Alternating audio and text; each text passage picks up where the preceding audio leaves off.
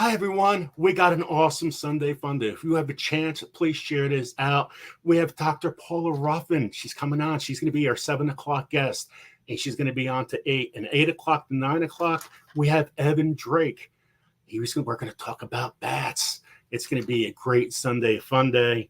Really looking forward to everything. And we have two great co-hosts. We have Juliana, which is Juby, and we have Lisa Ladybird from the UK. So epic Sunday fun day. Okay, let me see. I have notes somewhere, but I have no idea. They're all scattered. And I can see Lisa shaking her head right now. Joe. Anyway, if you become a member, I appreciate it. From the Zucchini Club, which starts at $1, to Joseph's Journey. If you are a member, the more chances you have to be on the wheel, from a whole bunch of things, for the live shows to Pierogi Monday to see giveaways each week. There's a lot of benefits to become a member here. And Greg Bryson, thank you so much for the super chat. I appreciate that. Let me see. Oh, if you guys, this weekend I drove around Angela from 90 Day Fiance, and that was very interesting, and I'll talk more about that tomorrow. But that was very interesting. If you ever watched that show, she's exactly like she is. There's no faking about that. Also, stitch markers. We have stitch markers, and Lisa Ladybird made those, and you get 4 stitch markers for $12. And so if this goes well, we sell more, we will do more. So isn't that cool? And Lisa's going to say, man, you really can't sell anything right now because I'm terrible at selling things. But these are really, really awesome. So yeah, 4. Look at this. Look at this one. This one's really cool. You get the sunflower. And you got the bee. You got to have the bees. You have a garden show. You got to have the bees. So awesome stitch markers. Okay, well, let me welcome Lisa and Juliana. So here's Lisa and Juliana. Guys, thank you so much for coming on. I appreciate that. And sure. And as I tell everybody that comes on to be my co-host, it's your job to answer the tough questions. I was thinking, if you introduced Lisa from the UK, I would like to be Juliana from the United States, please. Like, if she gets to represent a whole country, can I? That's true. Yeah, that's true. Representing the country away. Poor UK. No pressure. No pressure at all. There's only a couple people here. Nothing to worry about. Oh man, my notes were really terrible. You gotta see these notes. Let's be honest, They're Joe. bad. You can't sell ice to an Eskimo. You just can't. So what do we know about Dr. Paula Ruffin? Dr. Paula Ruffin she's a chiropractor. She has a huge garden. She does canning. She talks a lot about your vitamins and health, a lot of things about healthcare. And let's bring on Paula up. Here is Dr. Paula Ruffin. Hi guys. How's everybody doing? Doing well. I'm so happy to be here. We're so happy to have you. So I'm going to show everybody what your YouTube page is. If everybody has a Awesome. chance, actually do it now. Go to her YouTube page and subscribe. Yes, please. I'm trying to get to 1,000 subscribers by the end of the year. So I think I'm at 8 something right now. So, and just trying to, provide as much value with just different, between health, wellness, supplementation, food, cooking your own food, growing your own food. Just trying to help everybody with all the pillars of life for good health. Now, your description page says exactly what you basically just said. For 25 years, her holistic approach to health, restoration through custom nutrition, coaching, and spinal balance, and has reformed lives. And that's an excellent statement right there. Let me see Thank her videos. Here's what she talks about. A deviated septum, which is pretty interesting. Chiropractors need adjusting too. Now, I've been going to a chiropractor since I was 5 years old, and so has our whole entire family. I actually, a chiropractor saved my father's life. And I'll talk about that in a second. Let me I just love those stories. Breathe better. Justin, spinal surgery. So if you have any kind of questions in the chat, make sure they're all in caps. I appreciate that. And right now, I don't see any of your questions because, well, I'm looking at the chat. I mean, I'm looking at the page. So we got nursery with the nuts and chestnuts, salad recipes. I'm really looking. It definitely was Green Stalker. It definitely was. The what? The Green Stalker's asking if Joe did this intentionally, that it's all women on the panel. Oh. Yes. I love talking to women. I'm Juliana. Go by Julie. He's married to a Julie. He can't get the names wrong. So, like we're halfway there, Joe. Oh, you're going to get me in trouble. Well, Okay. No more hip pain. That's so important because everybody's having hip problems, shoulder problems, and anything with the joints. I love the garden tours and the fruits. The fruits to your own labor. Back really spasms, isn't it? I mean, the back spasms people get. I mean, everybody I talk to has back spasms these days. 85% of Americans. There you go. Well, you cracked my back. Yeah, that was a good one. I had a patient come in and he had said he was afraid to go to the chiropractor. He was having some back pain. So he asked his buddy if his buddy would crack his back. And in the process of doing so, he fractured 3 ribs. And I'm like, wait, you're afraid to go to a chiropractor. So you asked someone who has no idea what they're doing to push on your spine. Okay. Yeah.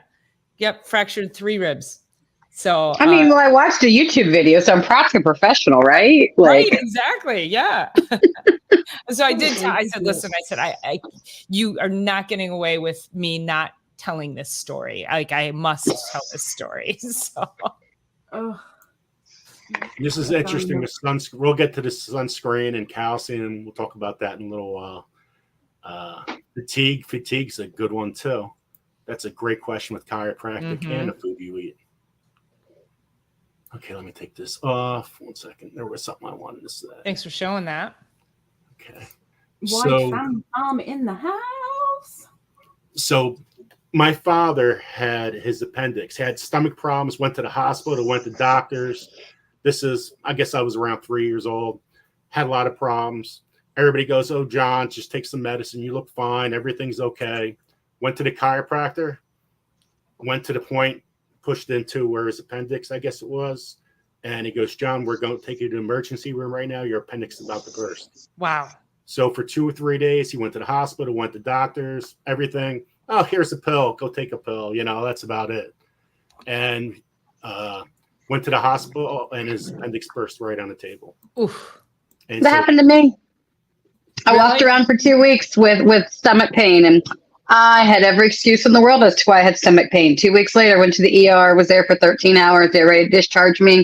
If it gets worse, come back. And there was the charge nurse who said, I saw her when she came in, and she is exponentially worse now. I'm not leaving until you do a CT scan. And my appendix wasn't even where it was supposed to be. My appendix was in some weird place. So when they did the scan, they actually had to wake the chief of gastroenterology at home because they had no idea what they were looking at because my insides were not where they were supposed to be. And my appendix ruptured while I was in surgery. Yeah. Wow. So moral of the story, when you have the upper right quadrant pain, folks, go get it checked out. Don't delay. That's not one to mess around with. And here's another story for you quick. I mean, there's so many stories. I heard the chiropractor, since I've been going since I was little, chiropractor tells you a lot of stories of his own. People will say, oh, you need heart surgery. I heard stuff like that. And no, the person didn't need heart surgeries. It matters how he was, I guess, aligned up. I forgot the whole thing. It was 20 years ago. He told me the story. And he told the doctor, no, he doesn't need heart surgery. This is what he needs. Went to chiropractor, never had to have heart surgery, and he was fine. Yeah. It's amazing. I have a lot of patients who come in. They're like, "Oh, I'm getting those heart flutters again. Can you adjust my mid back?" And that's it's your whole body is controlled by your nervous system. So when something is out of alignment, it's going to cause a disrupted signal. And oftentimes, and I'm not going to sit here and say, oh yeah, I can cure everybody's heart problems, can cure cancer or anything like that. But the goal is wait. You can't. What are you doing up here? Who do you think you are? I do say I'm going to put this on a t-shirt that I have had people say, I don't believe in chiropractors. And my t-shirt is going to say, I don't give a bleep what you believe on one side, and on the back, I'm changing effing lives every day. So, so that's that's how strongly I feel about it. So yeah, I mean, you don't have to believe it, but I see it every day. Come sit in my office for a day and talk to the people about how it's changed their lives just by getting their bodies balanced. And I've got to say, I've had a prolapse disc that is being pinched by crumbled vertebrae. I'm waiting for surgery, but they can't do anything yet because I'm still obese. I'm working on it. But as of December, I started seeing a chiropractor, and I was like, this ain't going to do nothing. But, before anyone says, well, look, we gave you an option, you didn't want to take it, I'm going to do it just to say, look, I've done it. It didn't work. And I went, and oh my gosh, the amount of change. Yes, it takes time. Yes, a lot of the time I will go to the chiropractor where I will walk in and crawl out. But after a couple of days, it's like, oh my gosh, I don't have the pins and needles anymore. I don't have this thumping pain in my hip anymore. Yada, yada, yada. Do you think you're going to need surgery still? Yeah. Unfortunately, yeah. There's a neighbor 2 doors up who's also got a prolapse disc. But his vertebrae's kind of out of alignment. He knows it's out of alignment. I don't do chiropractors. I don't believe in them. But if you just go for the one session. Be able to walk. Yeah. No, I can't be bothered with all that. And belief prevents people from getting the help they need. So sad. But what'll eventually happen is that he will attempt to get help over and over and over again. And then he'll just throw his hands up and submit. I mean, that's how a lot of people end up in my office. It's the last resort because they're in so much pain that if you don't fall within the parameters of what that box that your medical doctor knows, if you don't check any of these boxes inside of the box, they can't help you. And that's just how they're trained, right? If you're in a car accident, God forbid, or you need something, you're in crisis care, you have a ruptured appendix, you need crisis care. You need somebody who knows that kind of thing. But doctors are not trained in how to prevent your body from getting there to begin with. They're trained in pharmaceuticals. They're trained in, okay, once you're in crisis care, how do we manage it? My whole goal, I was actually going to go to DO school and become an osteopath. And I decided that I didn't want to cut into people. I didn't want to wait to take care of people till they were at that level. That's why I became a chiropractor. I wanted to be on the upstream side of things and help people get well before they needed to be on a surgical table. So it's usually the last resort. Well, what I've heard from a couple of doctors, like medical doctors, that like would cut into you, even surgeons, that back in somewhere around the 80s, the medical field has changed from being what's causing the problem, let's fix the cause, to the how can we treat you? We're not going to make it better. We're not going to get rid of the problem. We're just going to throw a Band-Aid on it, all the pharmaceuticals. Yeah. Like, we'll give you a drug for it. We're not going to, if I take my dog to the vet, the very first thing the vet asks me is, what are you feeding this dog? But if I go to my doctor, do they ever ask you what you're eating? Hardly ever. They don't give two flips about what you're eating. Yeah. And that could be 80% of most people's problems. They don't want to know the cause. They'll say, oh, here's the drug for this. Here's the drug for this. Oh, you have this symptom because of that medication. Here's a drug for that, etc. So when you look into these, other ways of, well, change your food or change your chiropractic care, change, that's fixing the cause, it's life-changing for a lot of people. It really is. That one video that you scrolled over, Joe, about can't remember if it said no more back pain or something like that. That woman, she's 55, incredibly active, just a mover and a shaker. And they do a lot of camping. She could not fix her bed. She was in so much pain. She would fix part of it, have to stop and rest. And she was exhausted. Her body just wasn't working. And within, I think that video that I did was about 5 weeks after she started care. But after about 3 weeks, she was like, oh my God, I can exercise again. Like, did not take that long to start to get her body back into balance. And it's metabolic balance, right? So it's not just about pain relief. It's about when your body has 100% communication from the brain to the rest of the body, all the organs, it's going to function better, hence the story, what you're talking about with the heart, right? So, I've had a couple of patients with dystonia. I'm working with one right now. So that's a process. It takes a little bit of time. So, just like anything, because that's a nervous system disorder. But yeah, it's in some of that also can be metabolic as well. I think 2% had asked where you were located too. I dropped it in the chat. So I'm in New Hudson, Michigan, which is Southeast Michigan. And so that's where my physical brick and mortar is. And then I also do virtual consultations for functional medicine. So I've been practicing chiropractic 25 years, been practicing functional medicine for about 23 of those 25 years. And functional medicine came about because I was adjusting people, but yet they, and I guess I'll just sum it up by saying, if I'm adjusting you, trying to clear your nervous system, get your body to retain balance, but you're leaving my office and going and eating McDonald's every day, there's not much I'm going to be able to do for you. So I felt this need to then step into another pillar of my business to be able to coach people and say, okay, because honestly, healthy eating comes so simply to me, but it's really, a lot of times I'm like, oh, I guess like people don't know how to eat. They really don't.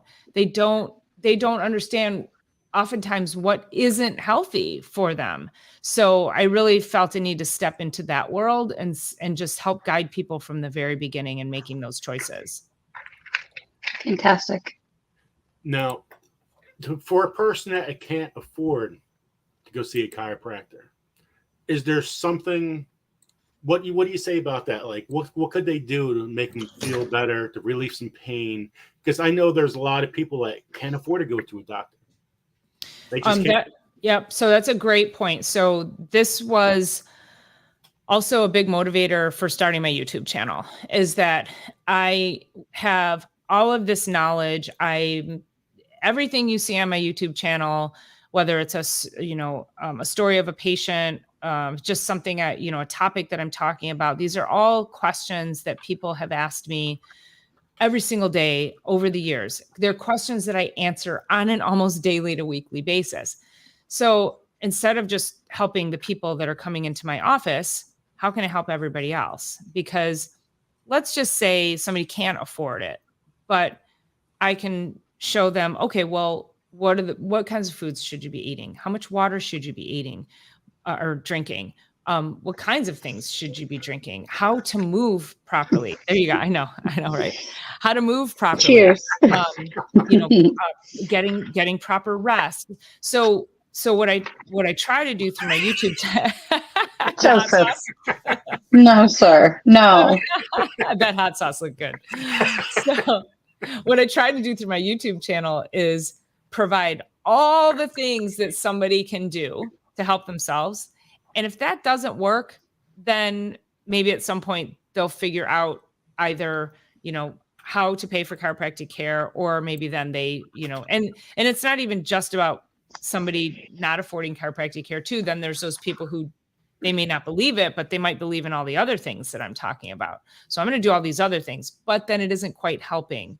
So the goal of the YouTube channel is really to help as many people as possible, like free to, no to low cost, And then if that doesn't work, then they might say, okay, I've tried all these things. And then maybe if I try the chiropractor, that could be the next level. So.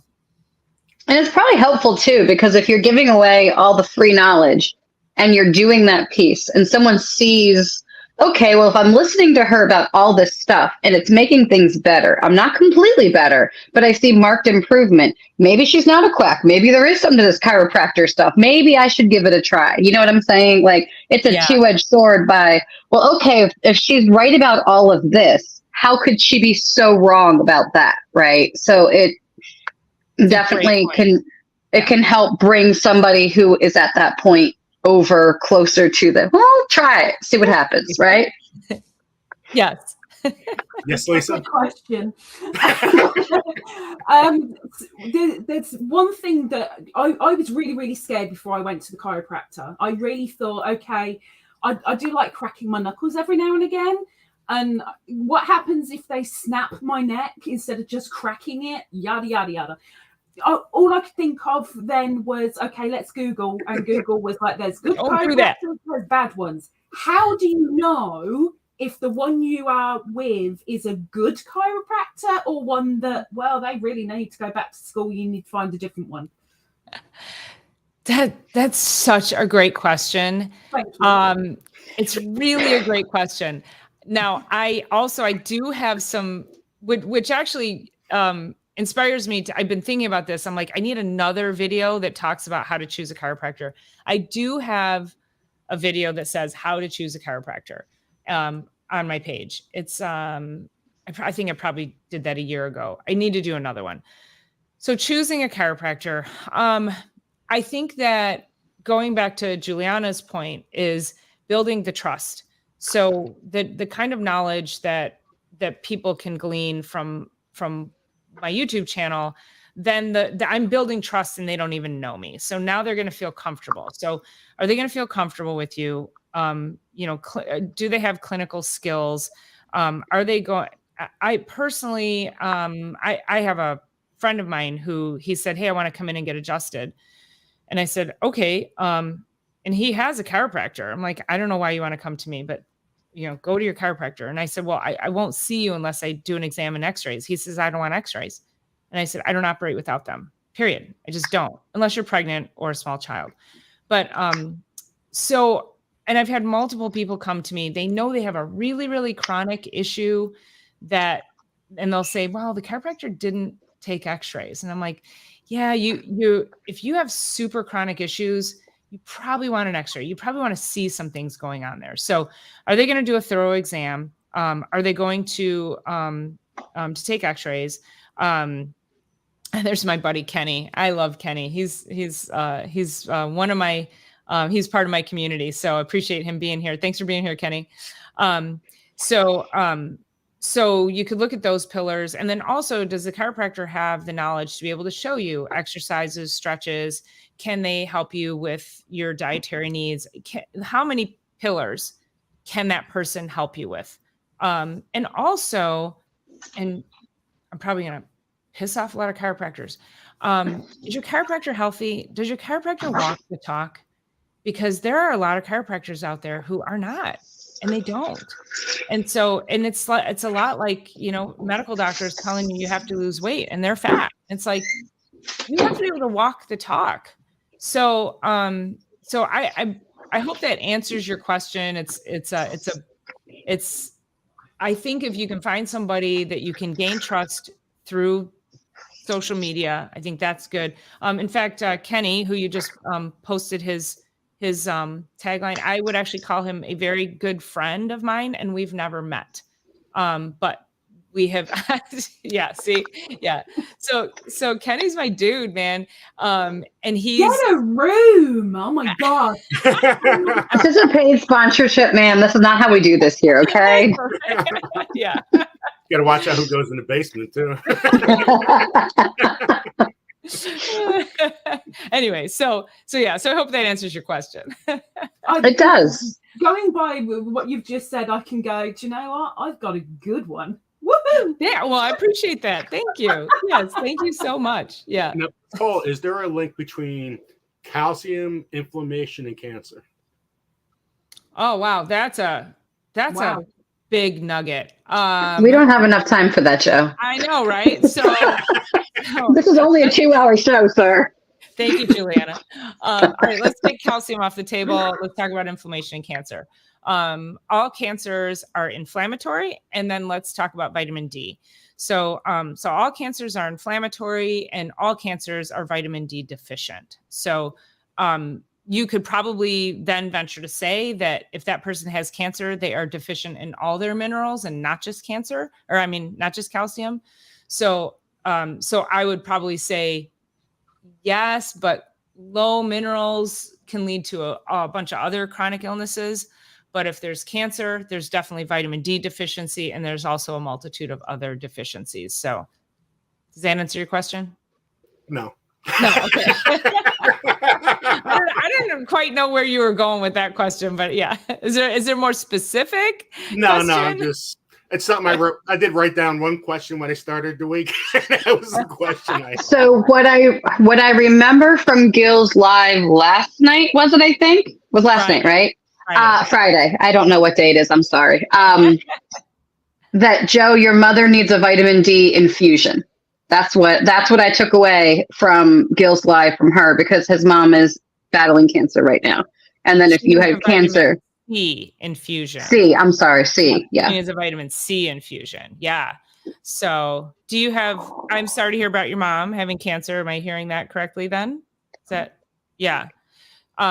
So I would definitely say if you have some place that you can get IV nutrients, get her somewhere where you can get intravenous nutrients. So vitamin C, high dose minerals, glutathione, which is the mother of all antioxidants. So it'll help like mop up all the garbage that's created through your metabolic processes. So, and people who have cancer, when they get the IV infusions, they actually get more energy. They do feel a lot better. So might be something to look into. This is great. I love this. I love that you guys are all together. Now, just let you guys know, with Camp Patton Family Compound, Paul is going to be on his channel next Friday or Saturday? Saturday. Next Saturday. At 8, pre me turning into a pumpkin time. So yes. I know that feeling. I was on at 10 on Friday, and I'm like, oh my God, I'm going to be a pumpkin by then. But we did it. It was great. Now, I'm going to deal with neck pain the rest of my life. My sophomore year, and Lisa has a question right after me. I pinched 8 nerves in my neck my sophomore year. And football or doing what? Football injury, had my head down, very close to being paralyzed, that kind of thing. I was one of the better athletes in New Jersey, and I was going this way. And I had that happen to me, and they said, we want to do surgery. We got to do all that stuff. You're not going to be able to play a sport again. I heard it. I got 5 weeks before my wrestle match. The only thing I hear from you is blah, blah, blah, blah, blah, blah, blah. What do we need to do? I said, I'm still the best. Even though I can't move, I'm still probably one of the best athletes in the school. I went to the chiropractor in the morning, went to the chiropractor at night. And when I started running a couple weeks after that, I would have no feeling in my hands. So just imagine having no feeling in your legs, your hand, nothing. And 6 weeks, I made it back on the mat. Wow. Because of what he did. I was never the athlete that I was supposed to be, but I was still able to play football. I still wrestled, still played baseball, where I could do it at a very high level, college level, say. But there's other stuff besides that. But that's where I give a lot of credit to chiropractors. Yeah. I had my own chiropractor at my football games.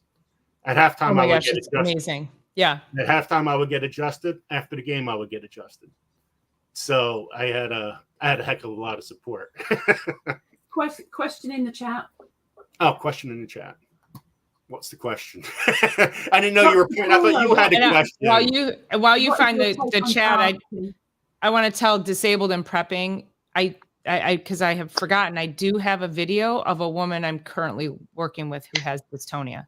So I think I just put that up a couple weeks ago, and she has it because she fell and jammed her shoulder, and 10 months later started getting dystonia. and it's helped a lot. The tremors in her arms and legs are completely gone. So go watch that video. It's pretty cool. Yeah.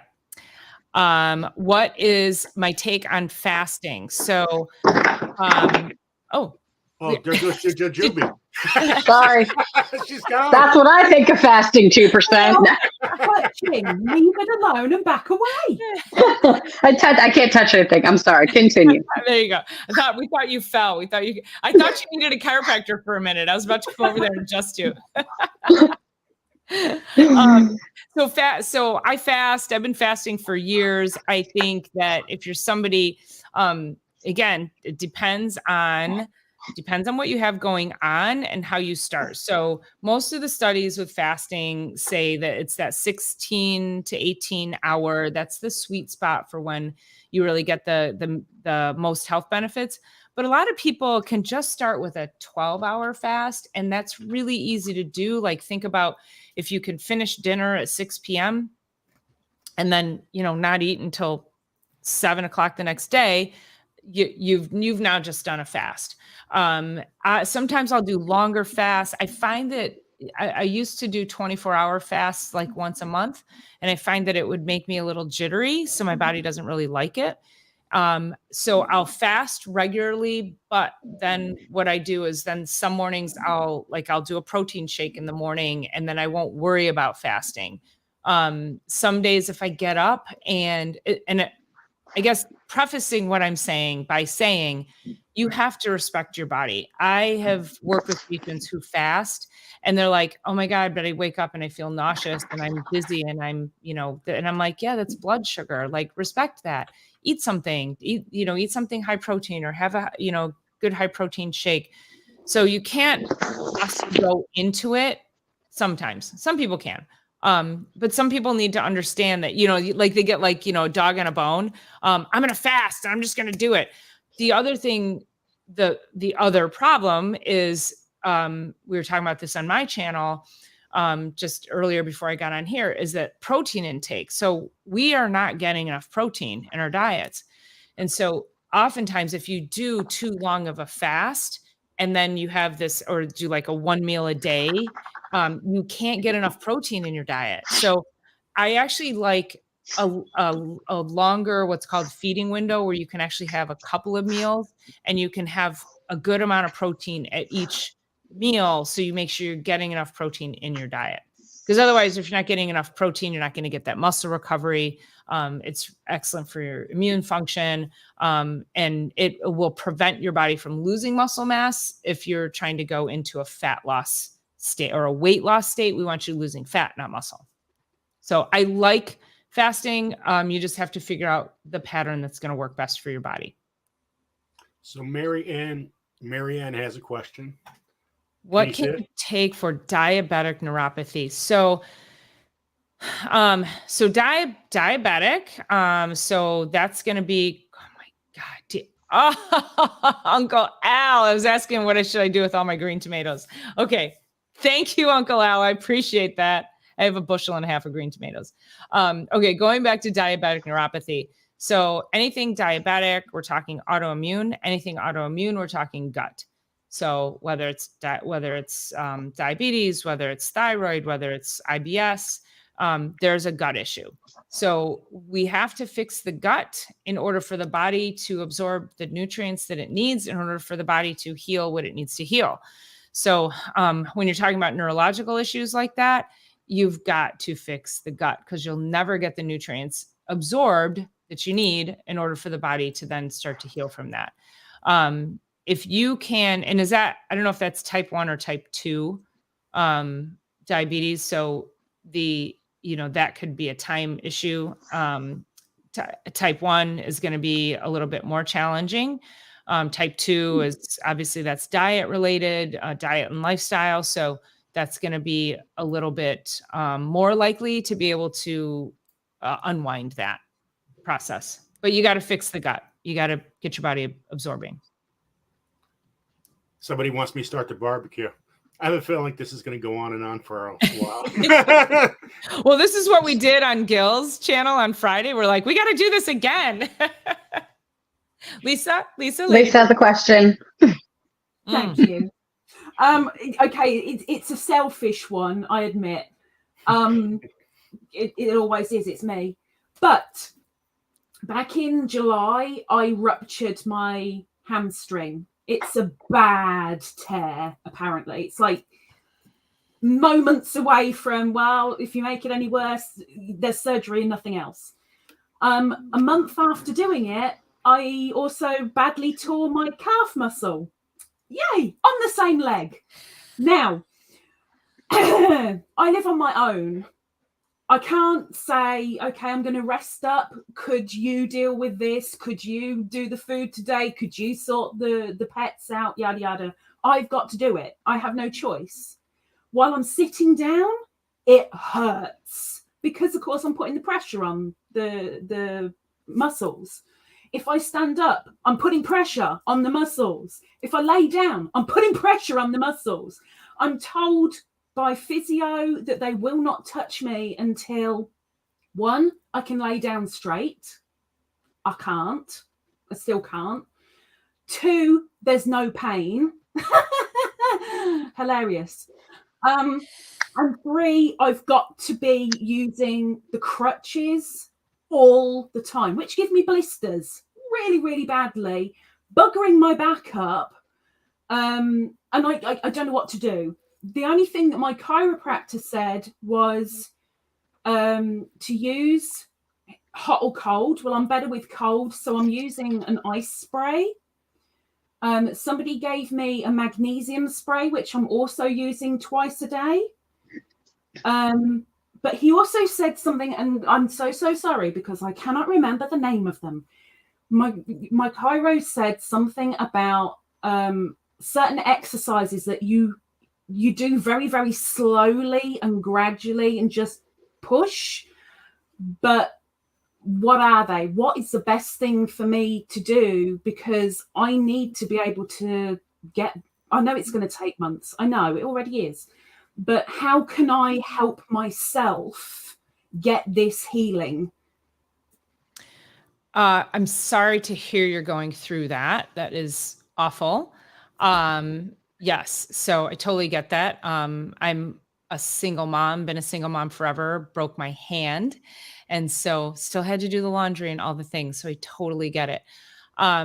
So can you, and I know you said cold works better than heat for you, but one of the things that I like to tell people who have, and did it rupture completely where it's like, a ball in the back of your leg, or is it just a partial tear? There's about, was it 3 or 4 millimeters that it's holding on by? Okay.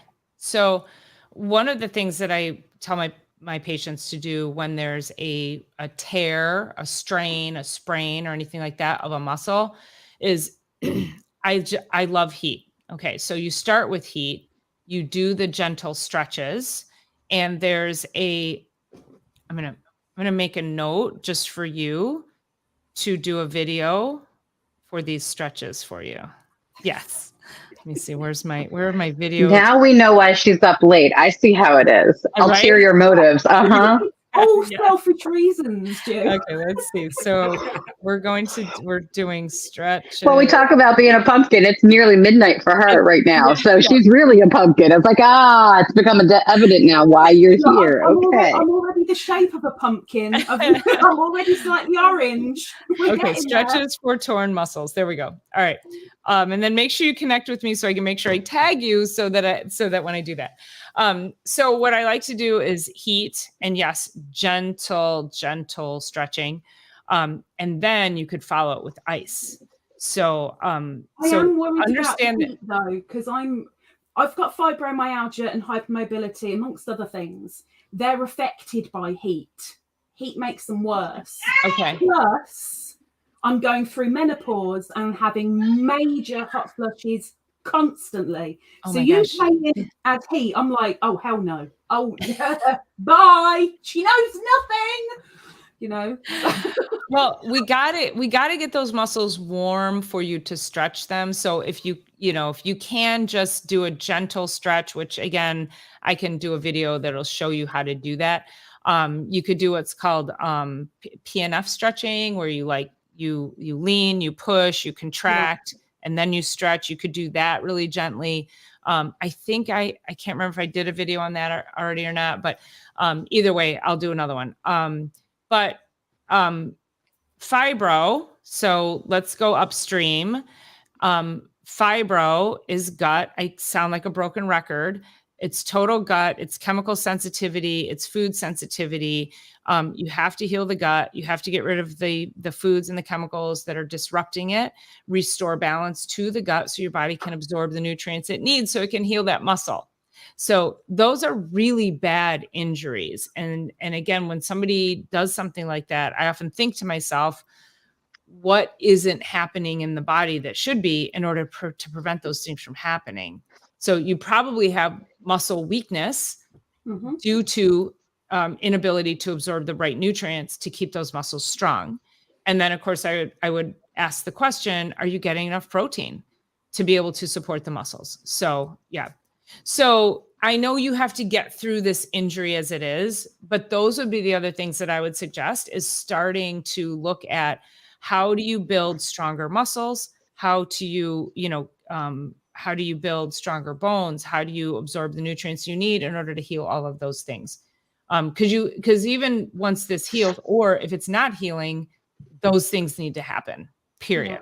And you can heal that fibro without, but you got to heal the gut. You got to get rid of the chemicals and fix the diet too. So yeah, we'll talk about that. Yeah, we can have. Yeah. But fibro is an interesting thing, and this is also one of my and this comes from a place of deep love for everyone who does this with they say my fibro. So I always say, stop owning it. Stop owning it. It is no longer yours. It is no longer it's not yours to have. It does not belong to you. It does not belong in your body. So when you catch yourself owning it, you have to change that dialogue, because your brain is going to keep you connected to it. And again, I always say that to people, because I'm like, I don't want you owning any of that. It does not have a place in your life and in your body. I will say 6 years ago, they told me I'd be in a wheelchair by now, because fibromyalgia, hypermobile, possible Ehlers-Danlos, lupus, you name it, 13 prescriptions, 80 pounds heavier, all of it. They basically sent me home to die. And I was like, I will, watch me. I just did 5 miles today with my girls on sides of cliffs, climbing rocks and all of that. And I'm like, I still got a ways to go. And I'm down to 2 prescriptions and I'm down 80 pounds. But it's like, I will, watch me. You're not going to tell me to go home and die. I need a 5 on that one. That is awesome. Good. So we still got ways to go. And I had a car accident when I was 20, and I got bone spurs in my neck, and I have slip discs in my lower back, and I have all these problems. But it's like, I will say I have lupus. Lupus doesn't have me. So it's not quite the same of what you're saying, but it's that same mindset of it's just something I have to manage. And I've gone from every 3 months needing prednisone and all those heavy duty drugs to just be the mom with the kids. Because yes, I have a husband, but he's an active duty soldier. He's never here. Like, I might get to sleep with him, maybe, but other than that, like, we never see each other. So I'm now down to like once a year, once every 18 months. So like we're way, cutting it way back. So yeah, clean up your diet, Ladybird. Do it. Take all the junk out. That's get all the thing. There is no junk, and it all got changed last year, September. Keep going. Well, keep going. For a year, I'm well shocked. and the point to that, that's actually a really good point too, because a lot of people will do an elimination diet, and then they'll say, but it didn't work, and I can't lose the weight, or I still feel like crap, or I still have still dealing with symptoms of fibro, but that's why it's important to then say, what's going on in my gut? Because sometimes what can happen, and oftentimes what does happen, is you get these really powerful bugs that get wiped out when you take antibiotics or steroids, or even just over the counter, you take Advil, Tylenol, those things all wipe you out.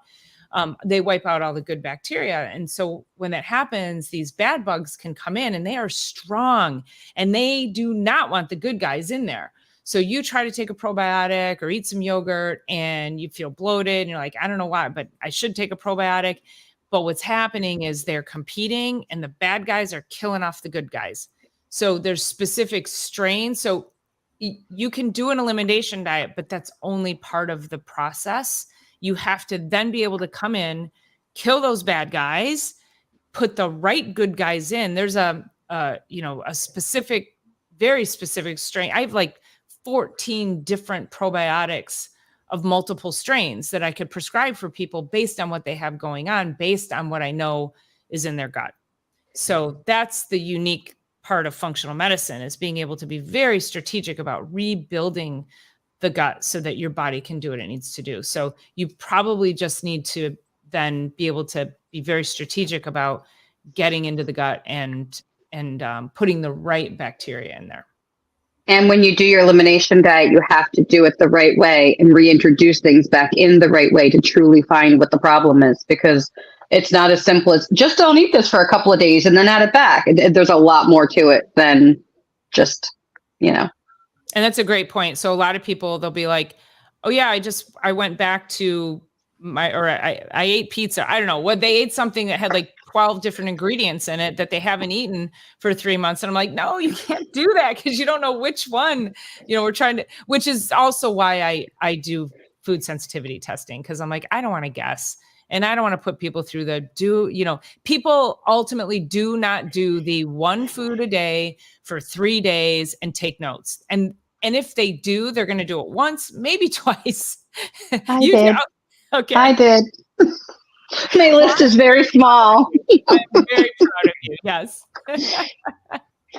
just to let you know, we only got 10 more minutes. Okay. Let her do the questions in the chat.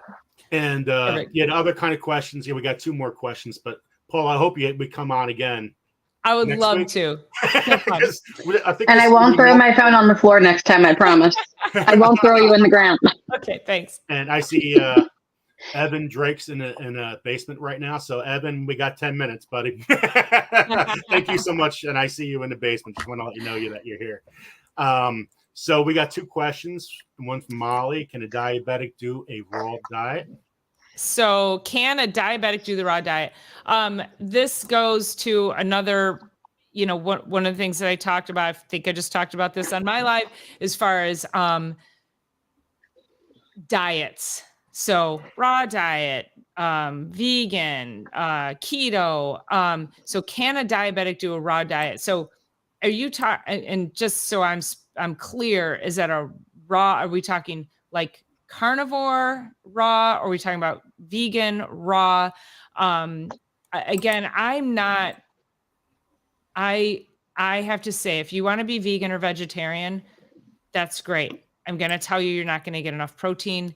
About 60% of vegetarians. Yeah. Okay. Thanks. About 60% of vegetarians have a highly processed diet. So vegetarians are not healthier. So if you're going to do a raw diet, I would ask why. Again, diabetic is autoimmune. And this is just how my brain thinks, right? So it's not a yes or no question. So diabetes is an autoimmune disease. What is involved in an autoimmune disease? It's a gut issue. We have to fix the gut. If you're going to go on a raw diet with a broken gut, and I don't know. I'm not saying yes, it's bad, or no, it's not. I'm not saying that, but I'm speculating, right? So this is how my brain thinks. Is if you were a patient of mine, I would probably say, let's try something else first. If your gut is broken, I don't know that I want to do you eating all this raw food, high fiber, which can be really good for a lot of people and is good by all the definition of it. But is it going to be good for you at this moment? And I don't know that without, you being a patient, but I just want to say that, like, be careful when you say, I'm going to do this, I'm going to try a raw diet because it worked for so-and-so. You have to really look at some other things within your health before you choose that path. And here's the next question. 2%. Let's see. Dr. Paula, are compression socks helpful? I see so many different kinds. What is a good one? When should you not wear them? And helpful for, do you actually have a problem?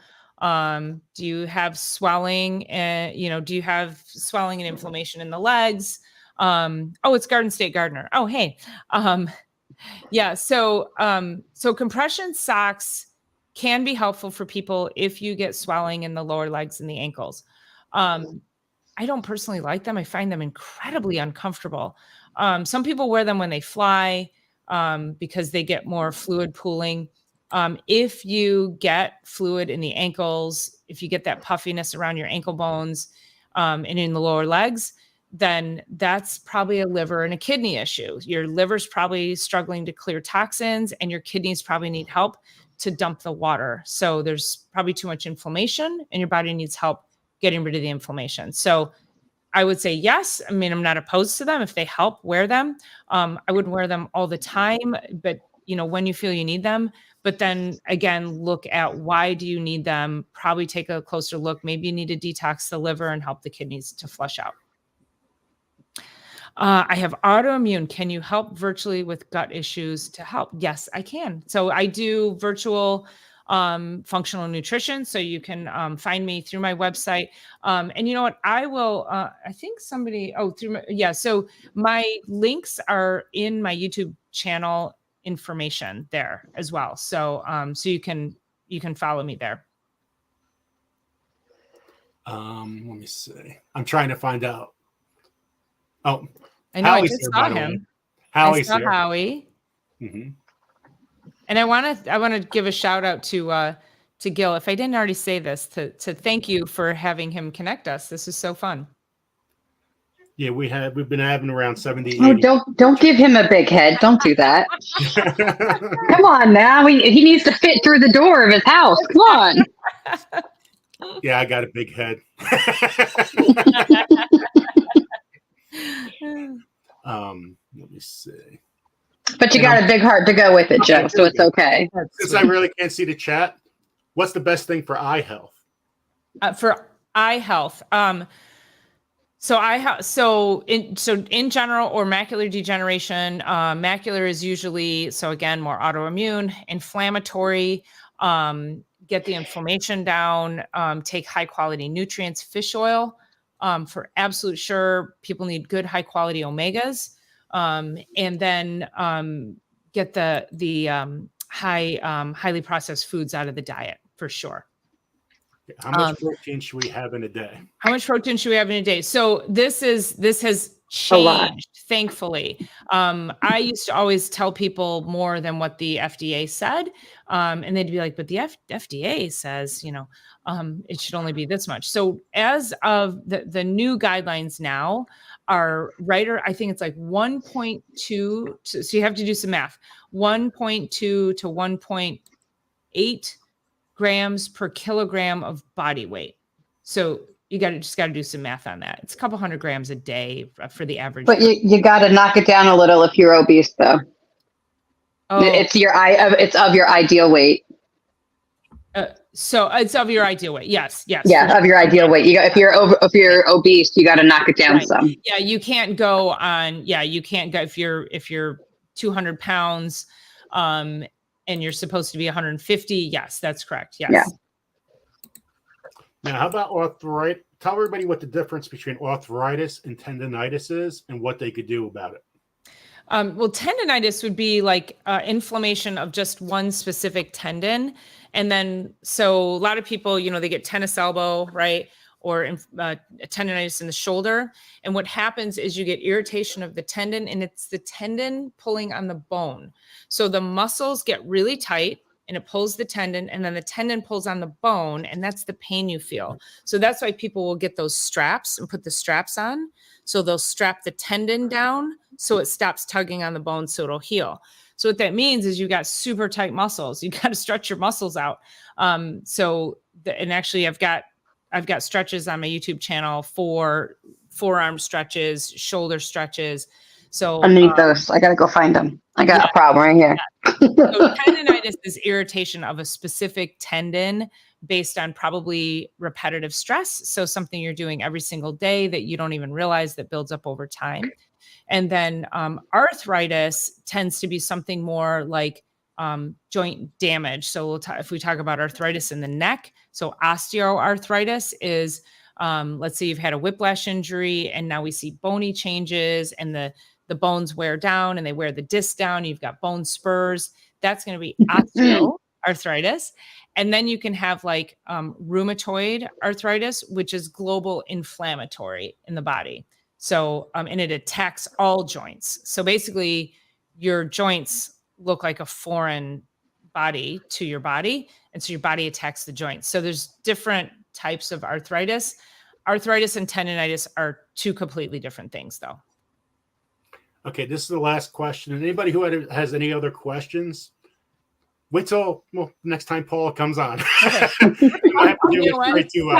email when I get up in the morning. You just should be warned. I was going to say, send me an email because I will save all the questions, and then we do videos around all the questions. I'll answer all the questions via video, and then we get on and we'll do live. Are muscle stretches different than ligament tears? I'm thinking that's supposed to be like a muscle exercises, like a right. What's she that? She meant muscle. Bring it back up. It's like a strain. It's like a muscle strain versus a muscle tear. Yeah. She said our muscle stretch is different from ligament exercises. She did correct it a little while. Oh, okay. Oh. Muscle stretch is different. She meant exercises. Tendon exercises? Never heard of that. I don't quite understand the question. I think you have to rephrase that question for me. Okay, then we'll answer this one. How do you determine which probiotics to use? Oh, that's great. Okay, I'll give you one specific one because it depends on what you have. So I have probiotics that I use for women.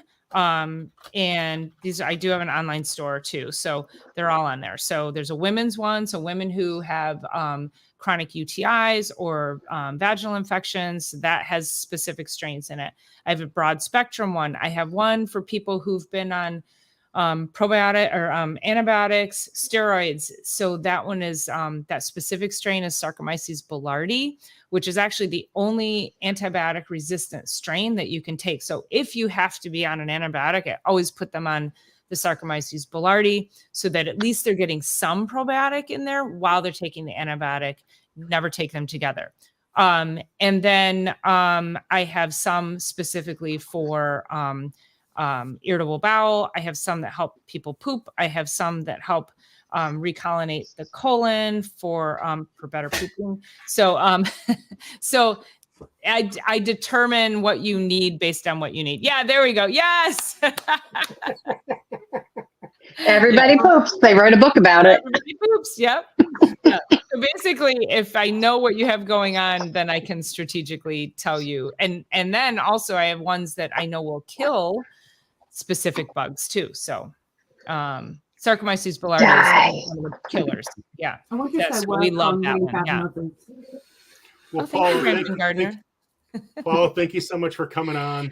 Thank you so much, you guys. It was so fun. I would love to come back if you would so have me. This is such a blast. I appreciate you having me.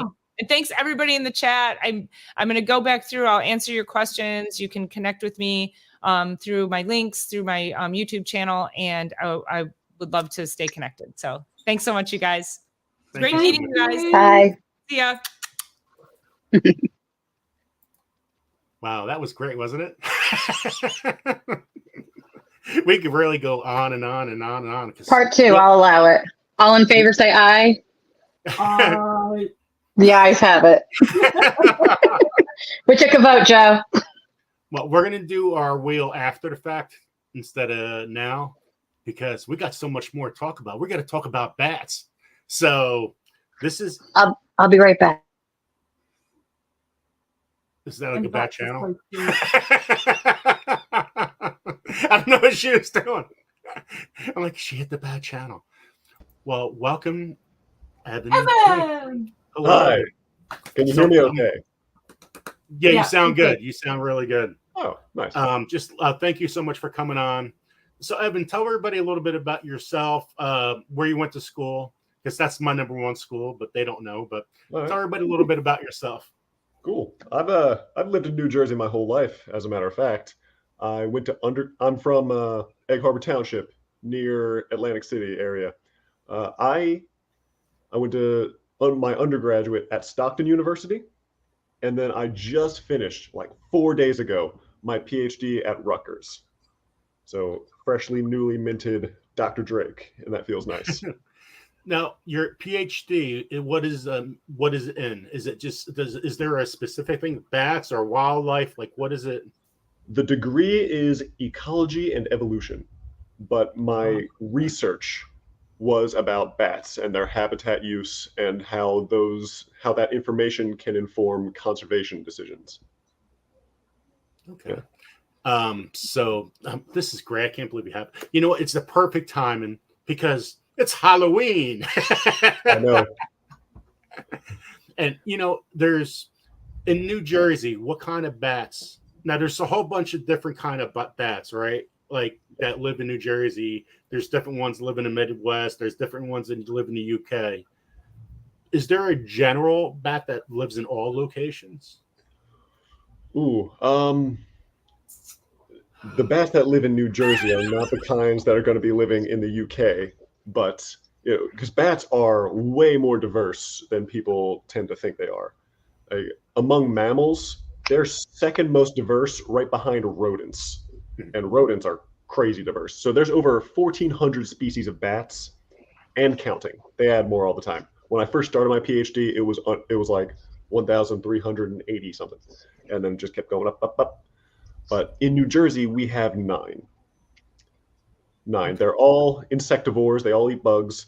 And the 2 most common that you're going to find in New Jersey are, they're not super creatively named. I don't know what you're expecting, but the big brown bat and there's a little brown bat. Don't worry. Oh, wait, there's more. The big brown bat, I would bet my dissertation on it, hands down the most common bat in New Jersey. And then I would call second place would be the eastern red bat, which again, very aptly named. It's orange. Yeah, most guilty. Like as a kid growing up, when you draw a bat, what color do you color it in? Black. But bats tend not to be black. The eastern red bat has my vote for cutest bat in New Jersey. Looks like a little hamster, and it's orange. So fun fact. Ginger. What? Fun fact, Joe, you went to Rutgers. I was at Stockton when it was Stockton College. So we got like both sides of Evan's educational life here covered. I don't know about you, Lisa, but we got the whole, we filled the bingo card. Go RU. We've got a question in the chat, Joe. Okay, hold on. Hold on, guys. Let me go look for a second. There we go. And white nose disease here. Any tips to help bats with white nose? Oh, okay. Interesting. Yep. Give them tissues. So, for those of you who don't know, white nose syndrome is a fungal pathogen that came here from Europe and is irritating and threatening bats while they hibernate in the caves. Right? So it irritates them. I like to compare it to like the alarm clock from hell. It irritates them to the point where they keep waking up during hibernation and they waste that energy that they're trying to save. They dehydrate and it just repeat until they, die. They desiccate, they drop. So that's white nose syndrome caused by a fungus. And actually, funny you should mention, because there's a lot of work going on in the lab that I'm a part of at Rutgers. I'm a very small part of it. And we've got a guy named Bobby, cool guy. He does stuff with using UV light to help treat the fungus in the caves where the bats are going to be hibernating in the winter. So I got to help him out a few times where you drag this big, huge machine. It's one of those things that they use to sanitize hospital rooms. And you drag it into the mine or the cave, and which is hard to do because they're not always the most convenient things to access. And you slowly, piece by piece around the cave, you put it in different positions until you've hit all the walls that you can hit with that light. The fungus is very sensitive to UV light, and in laboratory trials, it kills it pretty good. In real life, nothing's ever as perfect because there's lots of little cracks on the cave walls where things could hide and survive. But that's one way that we are trying to treat this fungus. So, I know when we were I can't talk, in Texas, we went to Carlsbad Caverns a lot, and they have a big cave bat population, and they did a lot of education to the people visiting the national park about if you take a camera to a cave and it has the fungus, you don't bring that camera into another cave, and you take your shoes and you have to clean your shoes, and there's a lot of sanitation because it's transferring from place to place by people more so than it is by bats. And that's what they were telling, because you're going in and out of the cave, and then you go to another cave and you go to another cave, and it's transferring it. So yeah, it's a whole protocol. We have to be really careful. Luckily, I'm not the main guy on Bobby's cave work. He has to jump through a lot of hoops to go into these caves. He meets up with local fish and wildlife people, and they help him out. And it's pretty strict because I believe it arrived in America at in New York State, and has since spread out. And now we're getting small isolated cases on the other side of the country.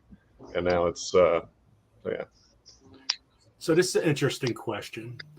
Have you eat fried bat stuffed? Uncle Al eats everything. Any kind of roadkill, anything out there. Uncle Al eats anything. He cooks it.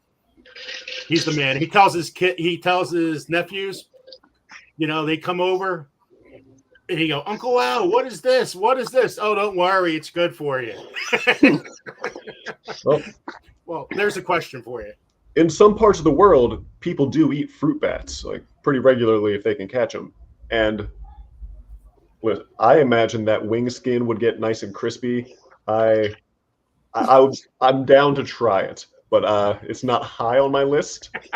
At least not the bats in New Jersey. Bats in New Jersey are real small. Like their bodies are about like the size of a very small chicken nugget, and then their wings are. Did you have to compare them to food, really? I did. It makes the metaphor work better. But New Jersey bats, I would say not worth eating. If you want to go eating bats. there's some big ones out there, but not in New Jersey. Yeah, so I guess to answer the question a little bit more directly, I've never eaten a bat. But you're not opposed to it. Where's the highest concentration of bats in New Jersey? Oh, that depends what time of year we're talking. I mean, this time of year, this is when they're starting to head back to their caves and prepare for hibernation. I would say this time of year, highest concentration of bats would be just outside the caves, because just before they go into the caves and do their hibernation thing, they one last hurrah. It's called fall swarming, which is real romantic. It's how they mate. It's just it's what it sounds like, swarming. Sounds like our speed right here tonight on this panel. I could have described it more than that. You got to watch out who goes in the basement. Are bats coming back in Western New York? Do you know that? I would reckon they've never left. Bats are pretty widespread. They're pretty mobile. They are by some reports not as numerous as they once were. I haven't found a lot of, because not every species is threatened equally. For example, not every bat we have in New Jersey hibernates. We have some that migrate.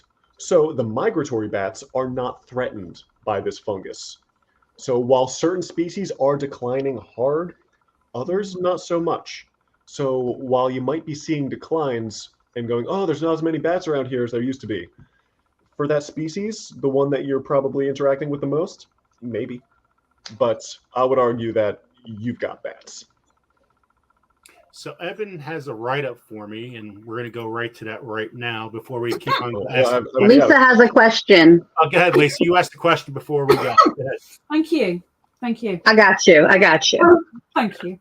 So where I live, I am out in the countryside. There's no caves or anything, but we have woods, and that's where I can hear the bats every now and again. There's not millions and millions of them. There's not even thousands of them, but you hear the odd ones flying over every now and again. But there are people like me that would love to be able to help them out, because there's so many that are endangered over here that it's help them, because, you know, we need them. So there are bat boxes that you can buy, but where do you position them? How high? And when shouldn't you do it? Okay. So that's actually part of what my lab does. Again, I'm a small part of the operation. I'm not the one doing this. But if you contact the people at Rutgers Cooperative Wildlife Extension, normally ask for Kathleen. Good takeaway from tonight. If you've got questions, go to Kathleen. But that's called passing the buck, Evan. indeed. No, that's called delegating. He's doing it well. Continue, Evan. But they've kept track of a lot of the bat boxes that we've installed over the years, and what they found was that, you know, some people don't want them on their house, which, okay, understandable, I guess. It's not, if it doesn't match with your theme, sure. So we're willing to put them maybe on a pole or on a tree or something, but we just find that those bat boxes tend not to get used. The ones that see the most action are the ones that get installed on a building. Yeah. And in a position where it gets a good amount of sun. Bats like it hot, especially during the summer when like they're taking care of babies. They really like to be nestled in there and warm. So dark colored bat box in a place where it's getting sun, morning sun preferably. So I guess like southeast-ish on a building. It's got to be up high, at least like 12 feet, because bats, you know, the reason they hang upside down that takes away all buildings in the UK. Okay, right, next. about 12 feet or like 3 or 4 meters high. And so when they exit the bat box, what they do is they hang upside down, you know. So when they drop, they build up a little bit of speed and then spread their wings, and then they use the lift from their speed to fly. So it's got to be up high enough. It's got to be warm. They prefer it on a building. And we find that if you've got bats in your attic already and you don't want them there, which, you know, understandable, you can do what's called an exclusion, where you close the hole where they're getting in. But bats have great memory, so they're going to keep coming back, trying to get into your attic. So if next to the hole that you just blocked off, you put a bat box right next to it, they more often than not just go, you know what, fine, and then they go right into the bat box. So they have good memory, so putting it in a place where they're already used to going, that helps. So my daughter's Girl Scout troop did a bat box building project. And I know the kits that they brought had very specific, like you said, has to be, I don't know if it was 15 or 20 foot, whatever. And it was very specific to where you were too, depending on, I guess it has to do with the species of bats, but where they live and what they need or what they require. But it came with directions of, don't put it here, put it here. It has to be this high. It has to be in this location. So if you, Ladybird, if you're looking, chances are good too that the bat box is going to tell you exactly where to put it if you were to buy one or to buy a kit to build one, if so inclined. But it said, I think everything you said just about, it was like 2 years ago. That was like during the Voldemort year. I don't remember much. I'm just saying. As you were, Joe. Go ahead, hit play. Oh, it's no play. Evan's talking. She got some pictures. Zoom in, Joe. Zoom in. Well, okay. We want to see the chicken nugget bat. I can't go left or right, but I can zoom in a little bit. So Evan can talk a little bit about. Use the scroll on your mouse. Sure. So what you're seeing here is on the right, that's my colleague, Aaron. And she does a lot of what is called mist netting. They set up those nests or nets in the woods, normally along corridors, maybe along streams, like where it's the vegetation around it sort of forms a natural tunnel. Bats like to follow that tunnel. You know, path of least resistance. If I were a flying animal, I don't want to waste energy zigzagging through the woods. I'm going to follow the trail. So we take advantage of that, and you set up the nets along a trail. And they sometimes struggle around in the nets, but you try to get them out as gently as you can with those careful gloves because they're biters. And Aaron's got a little bat there. And you get, on some nights, you get a ton of bats. Normally, it's a little bit more tame and manageable, but you have to be out of the way because bats are sensitive. Their echolocation can really pick up on tiny details. If they see that you're close to the nets, or if they sense the net itself, which they are capable of doing, they'll avoid it. So catching bats can be tough. It requires some serious equipment and a little bit of know-how. But that's mist netting. And down there, that's who I was talking about before. That's the eastern red bat. Cute, right? Cutest bat in New Jersey. I vote. I don't want to eat it. Yeah, don't eat it. It's fine. No, Aqua, you can't eat that stuff. Come on, man. But Fish all friends, not food. on the left there, after you catch the bats, you take some sort of measurements, body weight, whether or not they're pregnant, forearm length, age, if you can tell. But what they're doing in this case is attaching very small radio transmitters to these red bats. All right? And then what you can do is, and that little picture of Kathleen in the middle, she is following the bats back to their roost trees during the daytime. So we get a sense of what types of trees they like to sleep in. A lot of involved work. You catch them at night and then you spend all day tracking them around, and they can move. Sometimes If they can do they stay in the same home for their life? If they can. They've got great memory, so they'll likely return to the same or a similar site year after year. But red bats are migratory, so they're not going to stay in one place their whole life. They're going to fly south in the winter and going to come back up here, and they certainly might come back to the same spot in the forest. When they do the migration, is there any particular bat that goes way, way further than any other? And if so, by how far? They're going down into like Mexico, Central America. I don't know if any one is particularly ridiculous. They're all equally ridiculous. I mean, it's the size of a chicken nugget flying to South America. That's ridiculous. I'm just saying. At the top of its lungs the whole time, too. Strong suckers. So this is a barn, and there's some. I sent you these pictures just because I wanted to give you a sampler of all the cool things that our lab is doing. It's not just the mist netting. It's not just the following them back to the trees. But I've got a colleague, Aaron, who's doing work on farms. And at these specific barns, you get sometimes both bats and barn swallows nesting or roosting in there. And so what she's doing is collecting some poop. Yeah, she's collecting. We're doing diet analysis, which is what that picture is here. That is 10 grams of bat poop. And it's in... Right. Yeah. But no, great nitrogen-rich fertilizer. Wars have been fought over this stuff. Blood has been shed. People have died over this poop.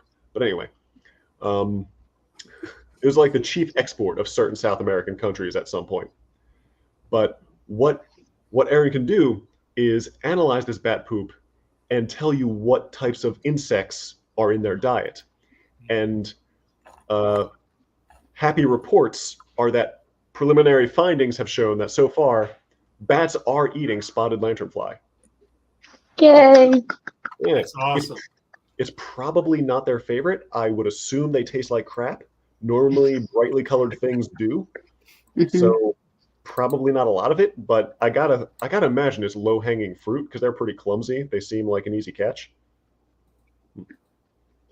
Now, what you've got here is Daniel collecting what is called eDNA. Stands for environmental DNA.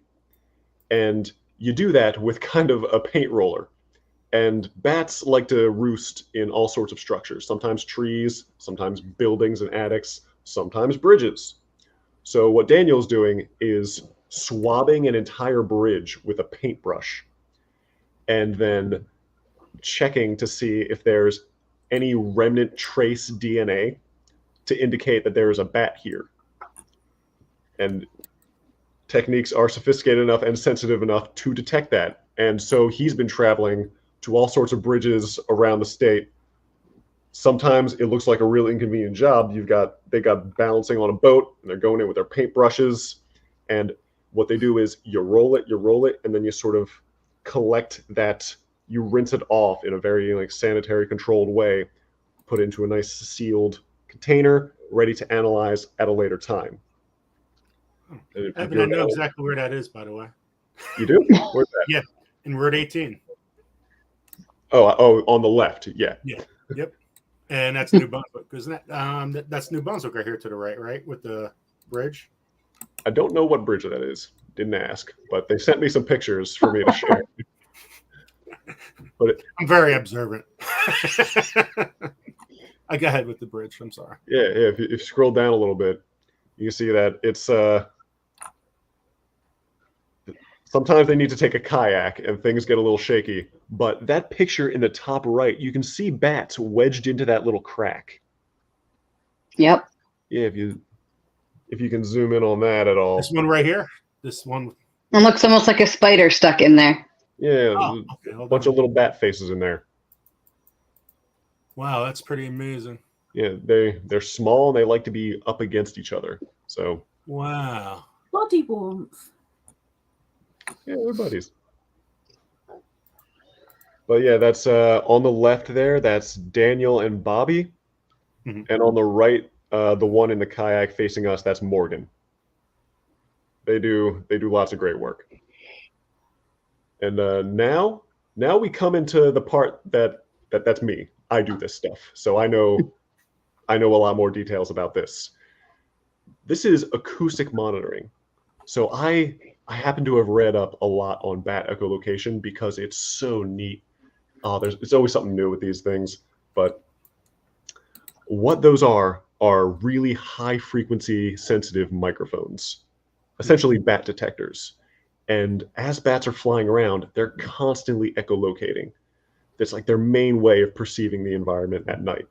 So they're just at regular sort of cruising speed, nothing special. A bat will echolocate, which is really loud, essentially scream, about 10 times a second. So if they're moving in the area, you're going to hear them. Not with your ears, but with these microphones. So some of my work is I set up microphones either in the woods, or one of my more recent projects has been on golf courses, which is what these pictures are from. And you scroll down a little bit.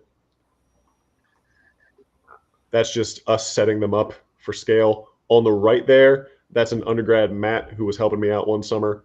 When the microphone is down low, because it's on like telescoping poles, when it's down low, it's about the size of us, but they telescope up to like 25 feet to sample the bats that are flying around up there. And that's what you're seeing on the left. And the recordings you get of the bats on these things are amazing. You can tell not just how many bats are flying past your microphone, which is a great thing to count. I'd love to know how active the bat community is in this area. So, but you can also tell what species of bat is making the call. The bats of New Jersey, and of most places actually, their echolocation is just different enough that you can tell them apart based on their sonograms.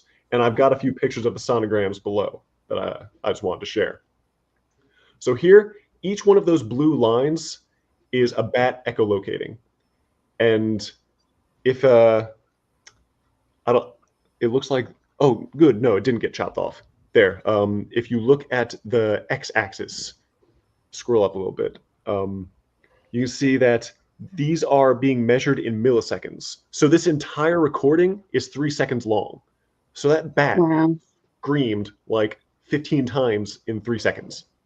Oh, wow. Yeah. So the top one, that is a big brown bat. I can tell that based on the frequency that, so first of all, I run it through a program, and the program attempts to automatically classify it based on certain characteristics of the echolocation, and then I go in and manually go like, all right, confirmed, yes, you were right. Yes, you were right. No, I disagree. I think it's this. But the automatic classification saves me a lot of time normally. But so the top one is a big brown bat, and scrolling down, this one is a little brown bat. And it's hard to tell from this view because everything is zoomed out. But what you can do is you can zoom in on any one of those particular lines, which I believe is what the next screen is. Scroll down a little bit. There. Those are those two calls. Those two sonograms that I just showed you. All I did was zoom in on one of those lines. And you can see that the sonograms look way different. And that's how we can tell the species apart based on the characteristics of their echolocation. Huh. Yeah. That's pretty amazing. And what I've got down here is, so here, this is a video, but before you play it. Where would I play this? Because I tried this before and... Oh, it didn't work? Oh. Well, if, am I allowed to share my screen? Yes, you're share whatever you want. Anything you want to share is up to you. Well, how about that? And Okay, Joe, we've got a question in the chat from Mama G. Yeah, go for it while I'm setting this up. Is that no? It's not the right one. 1 second. No, from Mama G. Above that. Keep going. I'm going back up. Not. It's not that far away. There you go. Make sure all questions are in caps because I don't say it if it's not. Okay.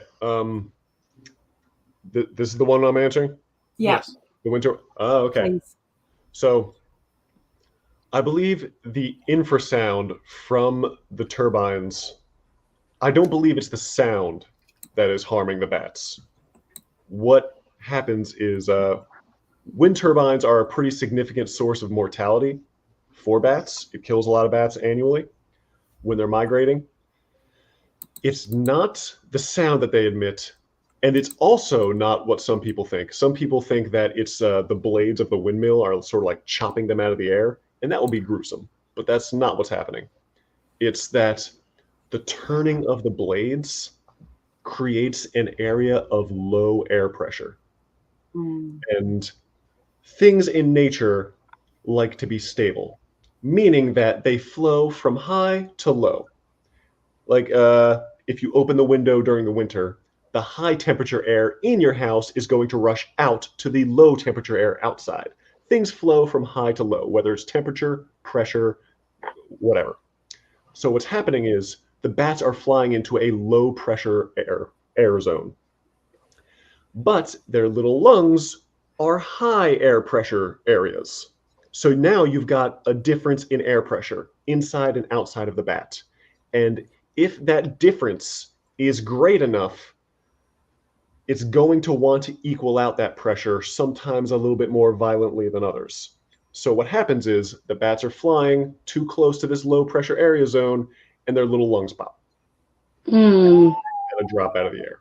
It's normally not like a direct strike, and I don't think they are being interfered with from the infrasound. I know there's some like hypotheses with whales and how the infrasound affects them. I'm not a whale person. I don't know anything about that. But bat-wise, I don't think infrasound is the issue. Just the bat guano, what is it a nitrogen fertilizer more? Like what is the ratio? What is it involved with? I don't know exactly the ratio of like nitrogen to phosphorus, if that's what you're wondering, but I know it's a nitrogen-rich fertilizer. Especially because their diet is mostly insects. When you It's fun. Actually, at some of our outreach events, we always bring a little like canister of bat poop and a microscope, and we make the kids look at it. And you go, "Oh, do you know what you're looking at?" And they're like, "I don't know, but it's shiny." And then, "Do you have any guesses?" And then we eventually reveal that it's poop, and they're like, "Ew." But the reason they say that it's shiny is because the bat poop is actually just a bunch of crushed up bug parts. So what you're seeing is just like beetle shells and wings and fly eyeballs. I don't know. But it's like corn. It comes out the other side undigested. Fly You have some awesome visuals tonight, sir. I love this. Chicken nuggets and corn. Okay. But, how do I? Hey kids, guess what we're having for dinner tomorrow night? If I want to share this recording of the echolocation, how do I do that? How do I share my screen? You have it there, then you got to go to present. Let me see. Present. Oh yeah, well, there we go. Yeah. Let me get rid of this. Share screen. Does this show? No. Hold on. Lisa, is there a better way that you can There we go. describe it to them if it shows? I've got here we go. We got it. We're able to show, but we won't hear anything. No. Oh, you can't hear it? Maybe not. I don't. Think Try we're it. gonna be able Let's to see. hear it. Okay. Well, what we're looking at here, assuming you can see my screen, is that you've got the sonogram that I was showing you before, but there's some weird fuzziness going on in, this area. Can you see my mouse? Yes. Yes. Okay. That area just looks like fuzz, like the bat, I don't know, sneezed or something. But what actually happened is that bat is closing in on an insect. When a bat is just flying around doing its normal thing, it echolocates, like I said, at maybe about 10 times per second, But when it's closing in on a bug, it needs more, because every time you echolocate, it's like your brain is hitting refresh on your perception of the world around you. If I'm trying to close in on a bug that is moving and normally trying to get away from me, I'm going to need more up-to-the-moment information. So I'm going to echolocate really frequently, really often. So when a bat is hunting, you see what is called a feeding buzz. And what it is a bunch of very, very close together echolocation pulses. And I've got a recording of it. And if you play it slowed down by 10 times, you can hear it. And it sounds, if I'm being honest, really annoying. It's really high pitched. But if you're ready for it, I'm going to play it and hopefully you can hear the sound. So this is a feeding buzz of a bat closing in on a bug. Can you hear it? Yes. Yeah. Okay, here it comes.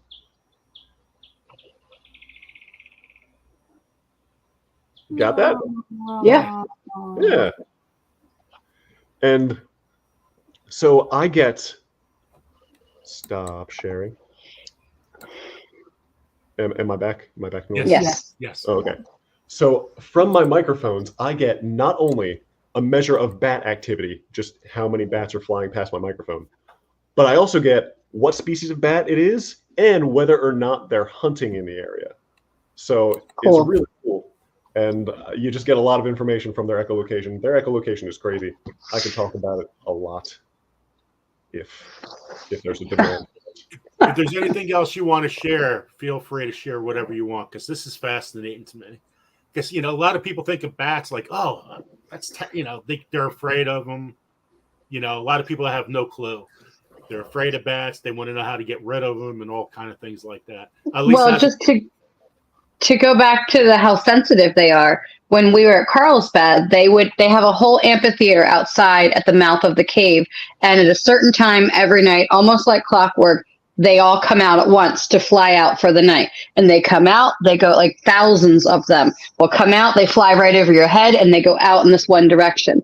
And the park rangers give a whole speech about make sure your keys are in your pocket, keep your kids quiet. If your kids can't be quiet, please take them to the car. Like, if you drop your car keys on the ground, the bats take off for the direction or they don't come out at all.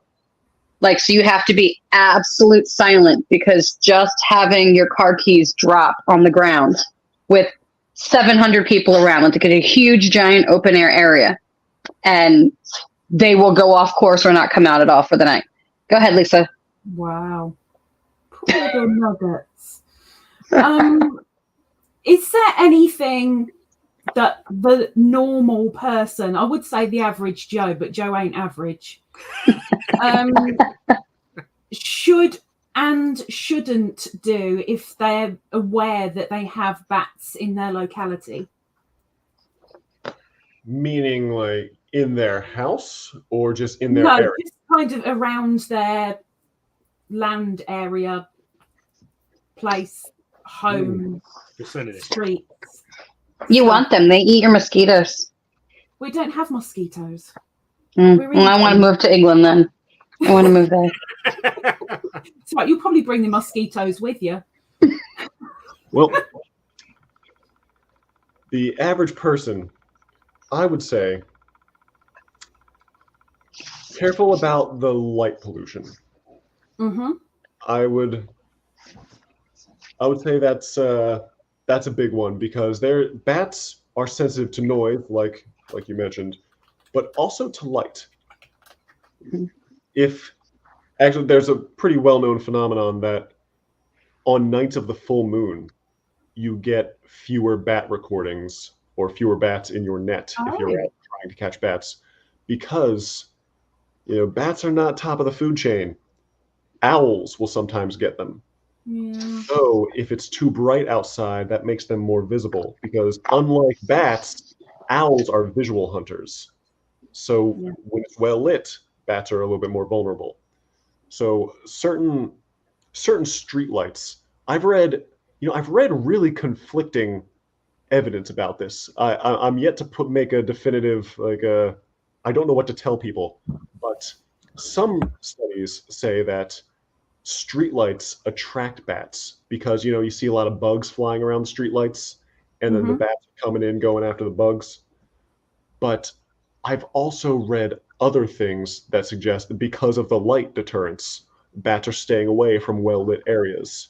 And I don't know which pull is stronger, the need to eat or the need to not be eaten. And it's there are also studies of people installing bat-friendly streetlights where it's just very reddish kind of. Right. They have them in Hawaii on the Big Island by the volcanoes because they have all of the big giant telescopes there. So all of the streetlights are a very orangey red color, and they have a cap on them and they shine down only. Hang on, isn't this the hookers area that we're talking about? No, not in red light district, but this is in Hawaii. They have a very orange glow to them on the Big Island to reduce light pollution that I would imagine is very similar to what you're talking about, Evan. Yeah, that it is. I don't know what the official... I don't go on vacation. I live everywhere 3 years at a time, okay? So, I'm not entirely sure what the verdict is on streetlights and their relationships with bats, but I would say any unnecessary lights... Like, I've got neighbors that have got these spotlights. Don't know what they're lights. Yeah, they're just like aimed at their backyard.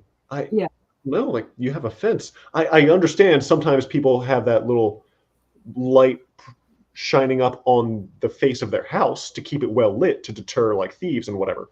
But sometimes just people have a habit of creating unnecessary light. I would say if you were an average Joe, I would say keep that instincts to a minimum. Keep the dark. So how many bat mamas, like how many, like their litter, how many, when they give birth, how many is in their litter? Yeah, important question, because, bats are facing threats from the wind turbines and the fungus. And when their population declines, it takes them a long time to rebound and come back up because bats tend to only have one baby at a time. Oh. They're not like mice where they have like a litter and they can do that multiple times a year. No. Bats, one baby a year, if they're lucky, and that baby doesn't always survive. So Wow. bat It's a big reproductive deal. biology is a little bit slower. They're not closely related to rodents. They're not pumping them out like that. How long do they remain pregnant for? So I Or does believe that I depend mentioned, on which type of bat as well? I really only can tell you definitively like bats in the area. Like You're going to tell me to go to Kathleen again, aren't you? But so I believe I mentioned swarming before, right? Mhm. So they're out there getting pregnant right around now. And details of exactly how biologically they do this, I'm not the guy to ask for that, but I believe they sort of delay the implantation. Like eggs are out there getting fertilized now, but they don't become properly pregnant until they wake up from hibernation, and then they give birth later in the spring. Okay. So I guess conception now-ish, and then sort of put that on pause for a little while I'm sleeping, and then pregnant when I wake up until late spring-ish. Now, how about the bat's life expectancy? Bat life expectancy? Bats, I believe, on the older side, bats can live up to 30 years. Oh, wow. Oh, wow. Yeah, a lot of people, because we so often think of them as mice with wings, but just they're a lot of evidence suggests that they're not even closely related to rodents. They live much longer. They reproduce much more slowly. I've got a question. So I just asked the ALEXA. I'm not going to say it to set everyone's off. And she told me they range from a 3-week gestation all the way to 8 months, depending on the species of that gestation period. So it definitely varies widely if we trust the artificial intelligence in my bedroom. And I was like, that's crazy, right? 3 weeks to 8 months. That's a really long, big difference. Yeah, that's a big difference. Well, I imagine that correlates with body size, because bats range in body size a lot too. There's some Right. that are the size of like a bumblebee. It's called the bumblebee bat, and then there's like the golden crowned flying fox, which is, I don't know. Is that the 42-inch wingspan one? Is that one? You're gonna have to Google that one. It's something to see. Its wingspan is, I don't know the exact measurements, but There's a really, really big one. I think it might be that one. yeah, I got kids. I'm sorry. They look up the weirdest things sometimes. So good. Now, where's the biggest bat ever recorded? Like, what location was that? That would be the Philippines, I believe. Oh, interesting. Because you see this definitely one picture- in a micro-Asia I think type of. these are the sorts of things that come up a lot in my work, like questions like this. So I made sure to research them. If I'm not mistaken, the biggest bat is the golden crowned flying fox in the Philippines. Okay. And then the smallest bat is the bumblebee bat in what I believe is Thailand. Oh. If you want to outsource that to any AI, feel free. I think Lisa's on it right now. I think. Everybody's got a pet robot these days. To answer questions. Now, the bats, their habitat. What's their go-to? What is their favorite thing to? Is it mosquitoes that they tend to want first? Like what's their favorites? Dietarily, Yes. there's species specific, but it tends to be moths and beetles. Oh, beetles. You got to imagine you're getting the biggest bang for your buck with those types. Like, imagine how many mosquitoes you have to eat a night to be satisfied. But moths and beetles have got a little bit more heft to them. I have to imagine that's a big kill for a bat. There's research that suggests that like a pregnant female bat will have to eat her own body weight in insects a night, which is ridiculous. And that if your diet is entirely mosquitoes, that's a lot of dead mosquitoes. Question: Not a question, Yeah. but yes, I did ask Uncle Googs. I'm sorry, I had to find out answers. So the giant golden crowned flying fox weighs around 3.1 pounds. That's what you Americans use, right? Pounds? Yes. Okay. And it has the longest documented forearm length of any bat species at 21 centimeters, which is 8.3 inches. And that's just the forearm. That's just the forearm.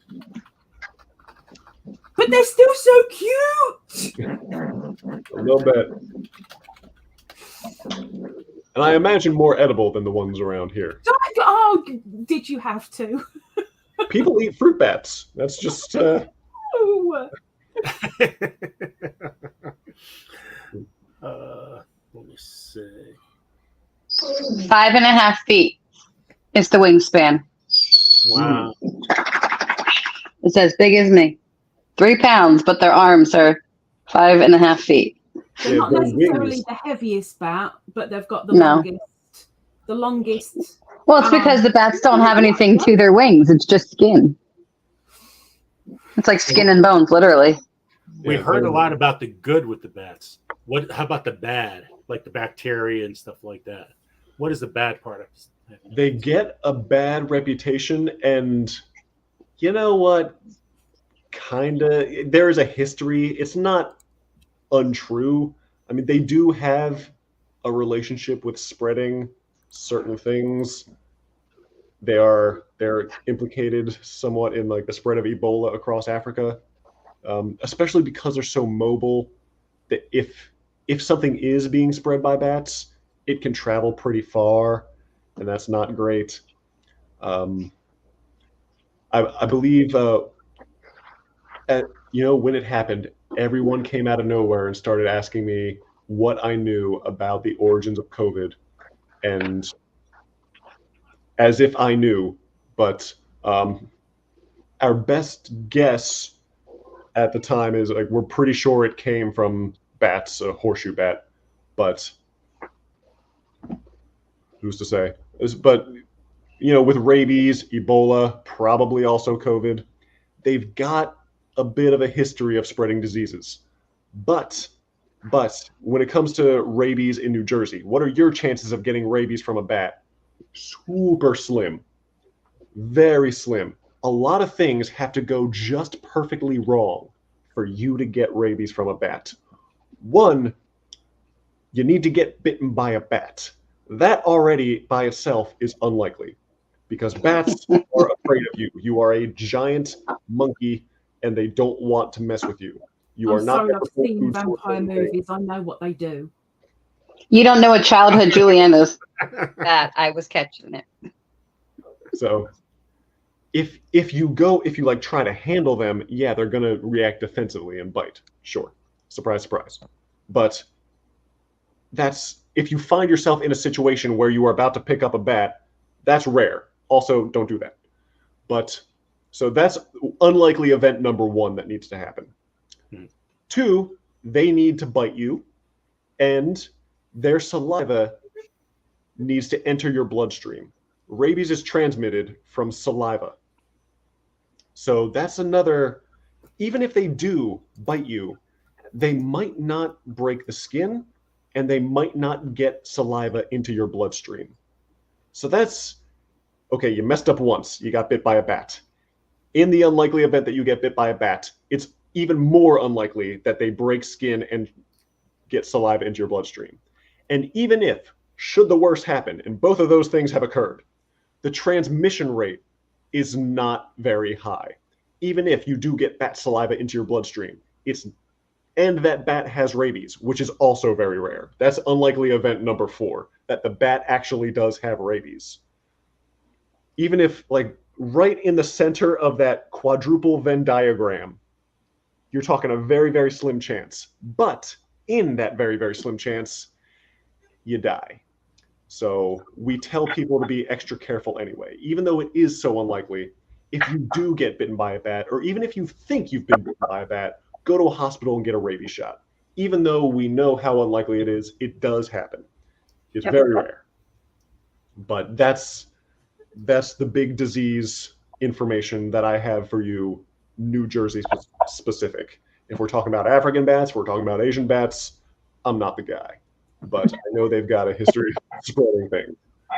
I like what they do with the Chinese lanternfly because it's really tough. I mean, they're really spread in New Jersey. You've seen them all with Rutgers, right?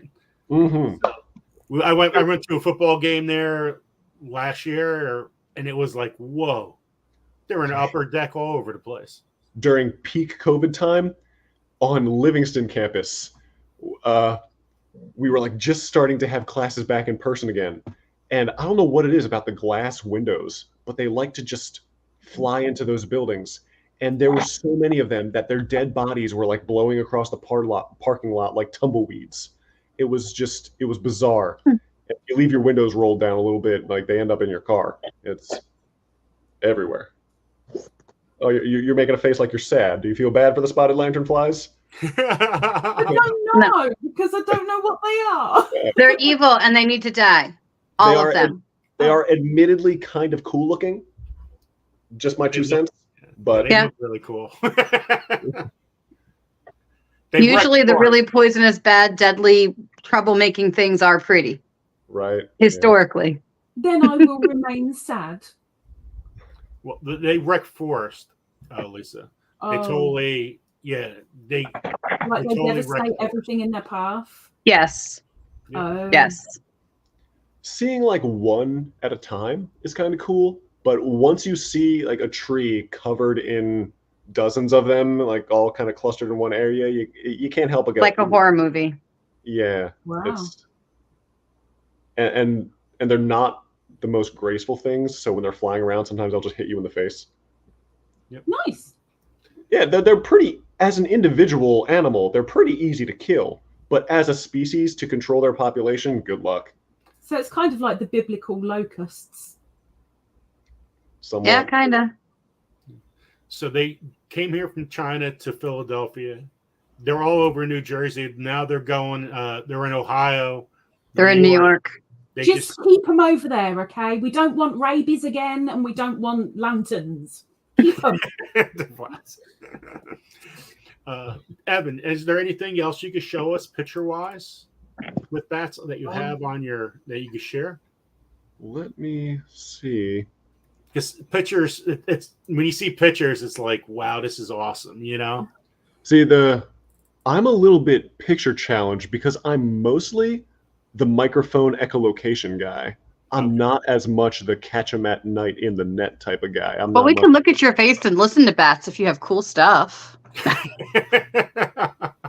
I do like that recording. If I played that recording in real time, you would not be able to hear it at all, which is kind of a shame.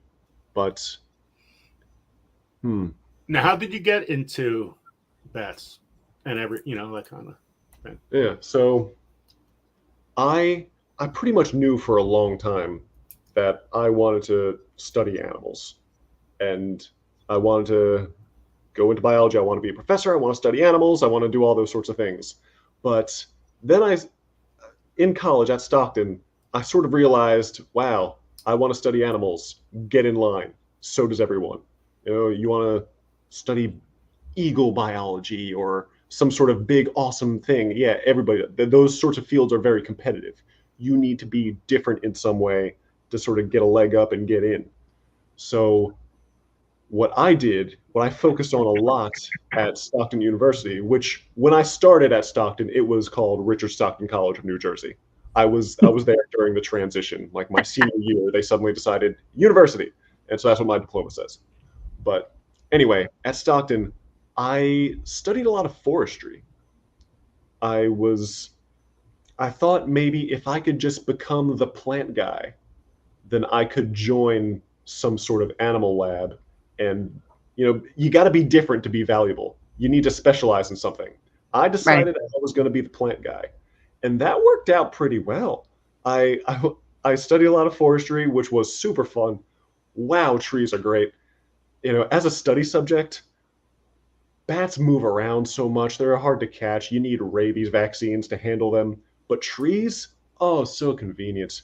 I could I could leave a tree, walk away for 5 years, come back. I know exactly where the tree is. It's not going to run away from me.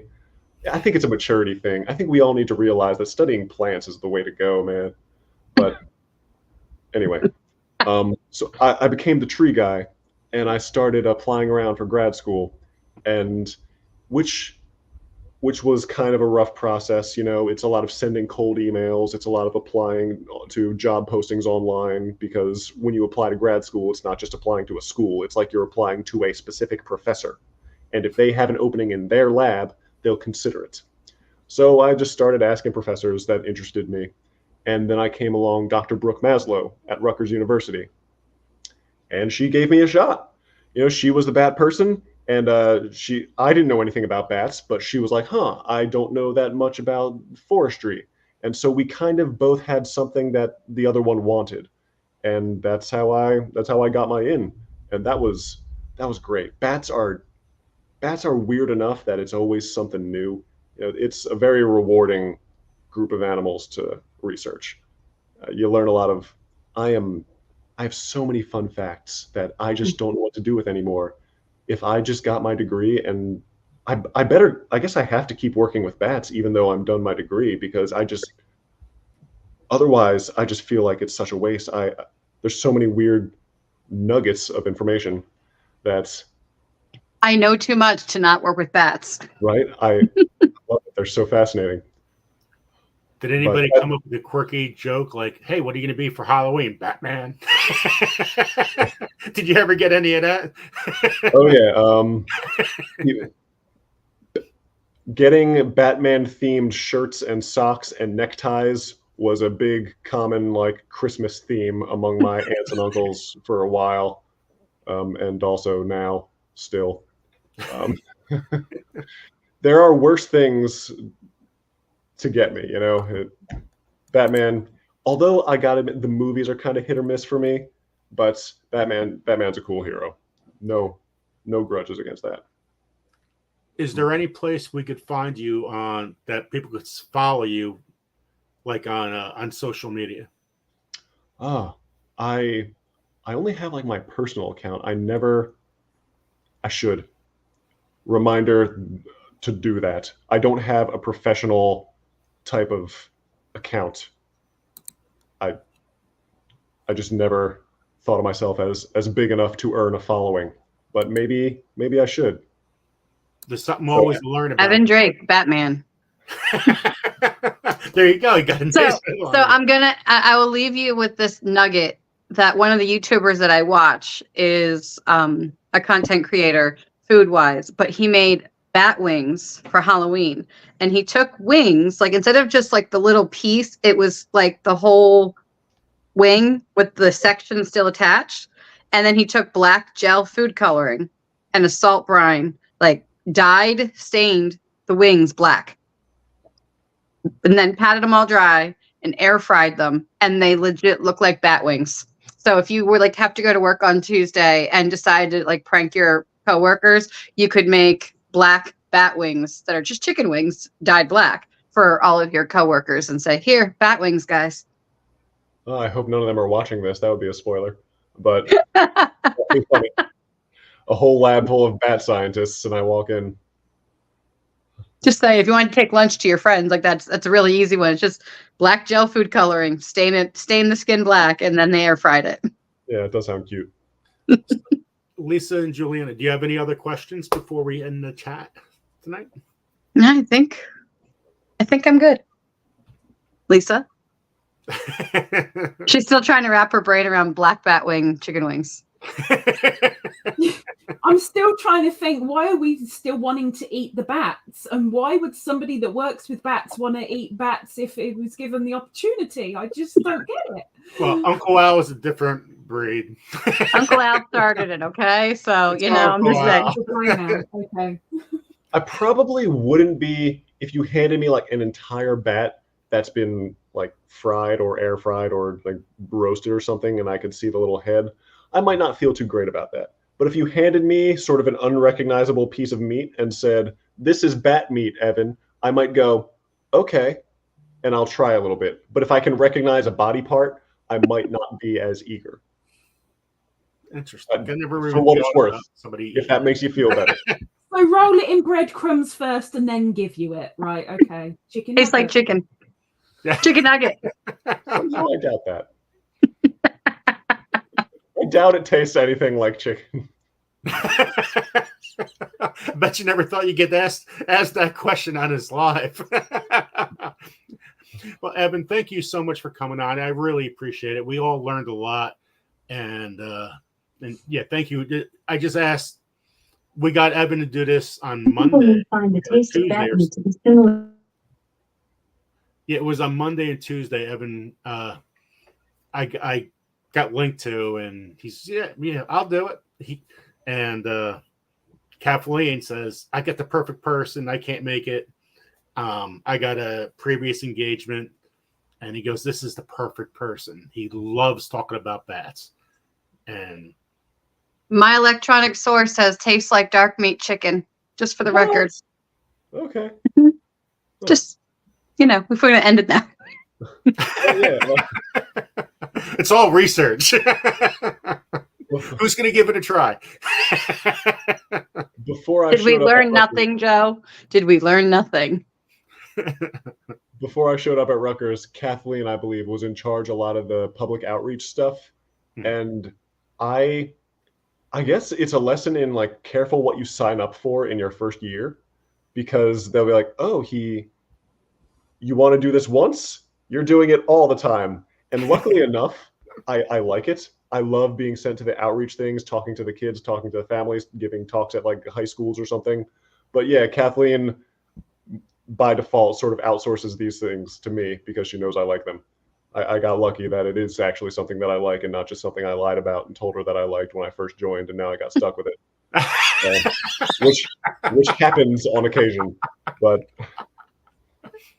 it's research. Well, thank you so much, Evan, and yeah, that was great. It was a great presentation. I'm happy to talk anytime. Thank you. Have a good night, and tell Kathleen, look me up. I'm ready for her. Will do. Anyway, take care. Kathleen, please warn her. All right. Good night, everyone. Have a good night. Thank you. Thank you. Well, that was interesting. I really had no idea how that was. I'm hungry right now, but I really don't want to eat anything because not chicken nuggets, not corn. But or chicken wings. I'm hopefully everybody could come back next week too, because I want to see if Paula would come back on too. That was great with Paula and Evan. I'm always trying to do different things than everybody. That's the reason why I'm the average Joe. The not so average Joe, you mean? Hey, what garden guy has stitch markers? Stitch markers, bat talk, and chiropractors. Oh my. Yeah, yes. Yeah. I love these. Gardening stitch markers, Joe. It's true.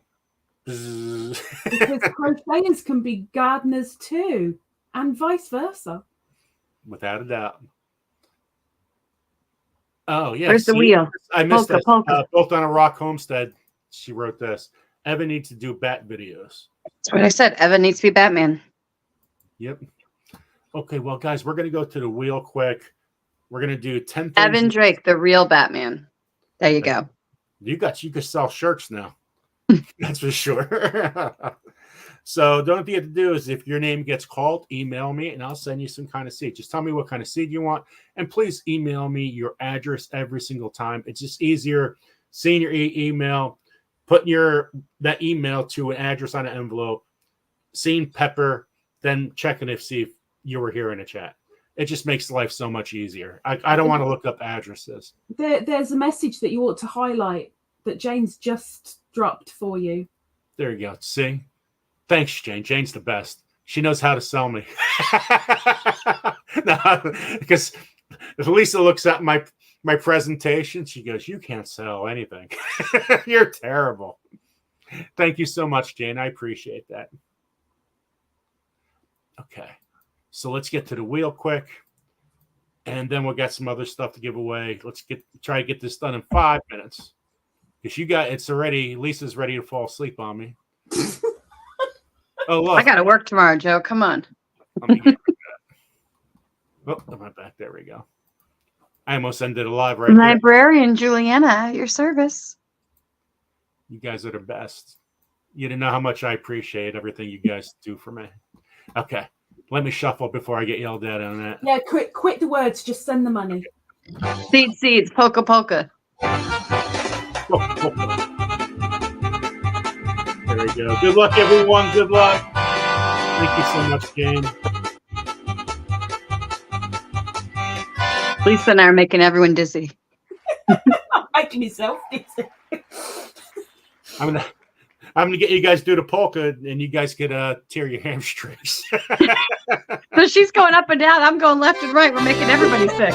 And your wheels going around and around. Hey, hey, hey, hey. Okay, so congratulations, Troop 1351. Cabbage Patch. And Penton Family Compound. Congratulations, you're winner number 2.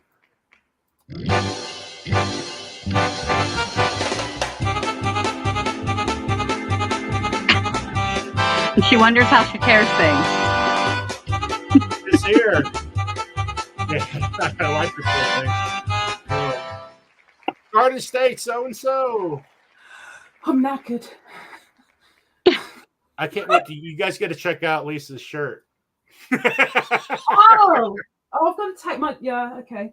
Okay, winner number 4. Congratulations. Garden State,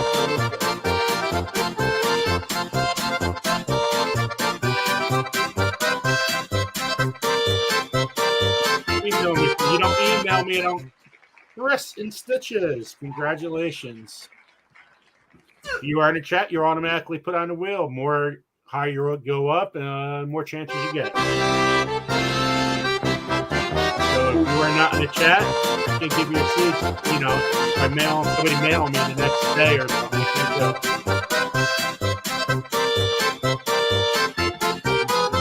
The next winner is Terry. Congratulations, Terry. She's in the chat. Congratulations, Terry. There's food for early in the week. You want to learn a lot about soil and healthy food? Check out Howard. Love that. Adventures with Mama. I can never say that. I can't say Mama. Mama. Mama. Mau Mau. Mama. Mau. Hi, my name is Joe. It's Mau Mau. Mama. Mama. And Mama. Look, they got this. There's Mama G Gear. And my Mama G Gear made that for me. Okay. That was sweet of her. That was very sweet. There you go. Terry.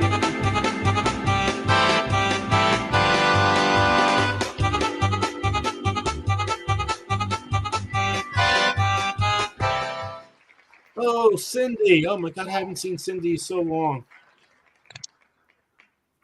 I hope she's doing okay. She's good. She's just halfway through a move. Okay. I got Terry. Congratulations to Terry.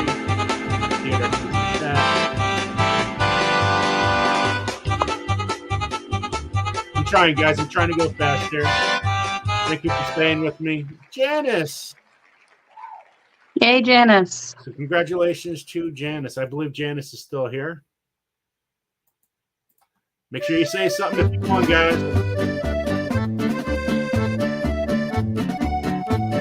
Hopefully you guys check out the 100 Days of Seeds. What you do is leave a comment and respond. Doesn't take too much. Vineyard Chicks. Vineyard Chicks. Hopefully they are still here. If the dad's here or the mom's here, just let me know. There's Janice. Janice said she's there. Yeah, put it in all caps, guys, and make it a little easier.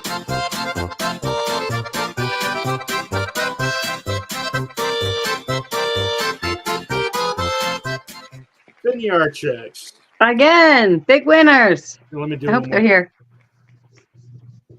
Hey, there's Fox Outdoors. You said you seen the Vineyard checks? No. No, I said I hope they're here. So do I. Haven't That'll seen be a them. double winner. Let's do one more for seeds.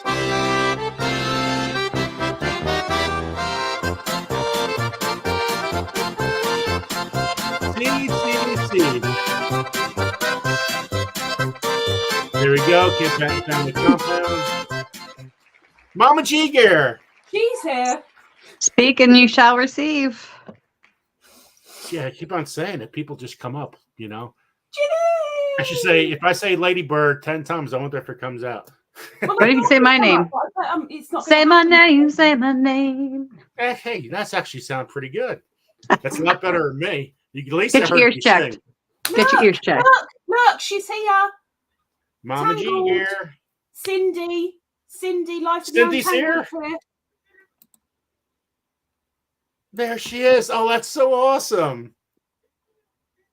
It's amazing what happens when you lurk. Hi, Yeah. Tina. Okay, so this is our next prize. Is crochet princess. Tina's here. Tina's You here. guys see Oh, it? so fun. Love it. Tina's here. So there we Mama. go. Mama. is here. Jujubee, Jujubee, Jujubee, Jujubee. Keep saying it. It'll come up. Maybe. No, now it'll be considered.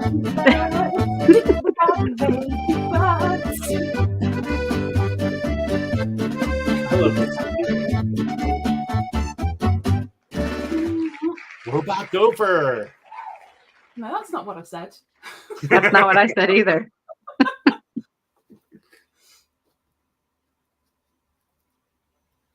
So we've got So, is Robot Mama. Gopher here. We've got Mama. We've got Tangled. We've got Ginny. So tomorrow I'm starting a course. I'm starting this course, regenerative soil. Cool. So I'm actually taking a class. It's 20 weeks long. Awesome. I'm looking forward to that. That's with Med Powers, which is pretty awesome. I can't believe I'm taking it. I don't know how I'm going to do it. Time-wise, no clue. It's interesting taking like a college level class when you have no time. I got to figure it out. I'm going to expect weekly video updates of what you're learning, sir. I might actually do something like that. We'll figure that out. Put it on your calendar. Something to do. So look, we got a Dare crochet kit. Aw, that's so cute. So so let me cool. shuffle. Shuffly, shuffly, shuffly, shuffly, shuffle. Every day I'm shuffling. Okay. This is really cool. Dare crochet. This robot Gopher in the chat.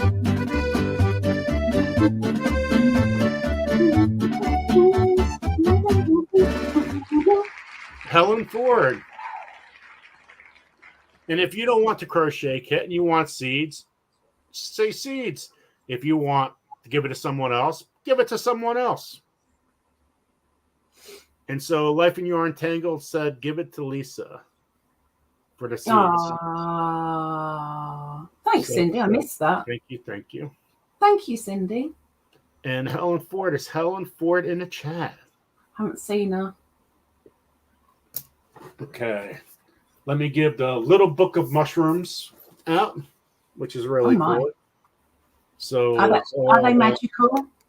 all about the world of fungi. Fungi. I'm a fungi. Let me give out the fungi book. Okay. Oh, did you see that, Joe? Did it in cap?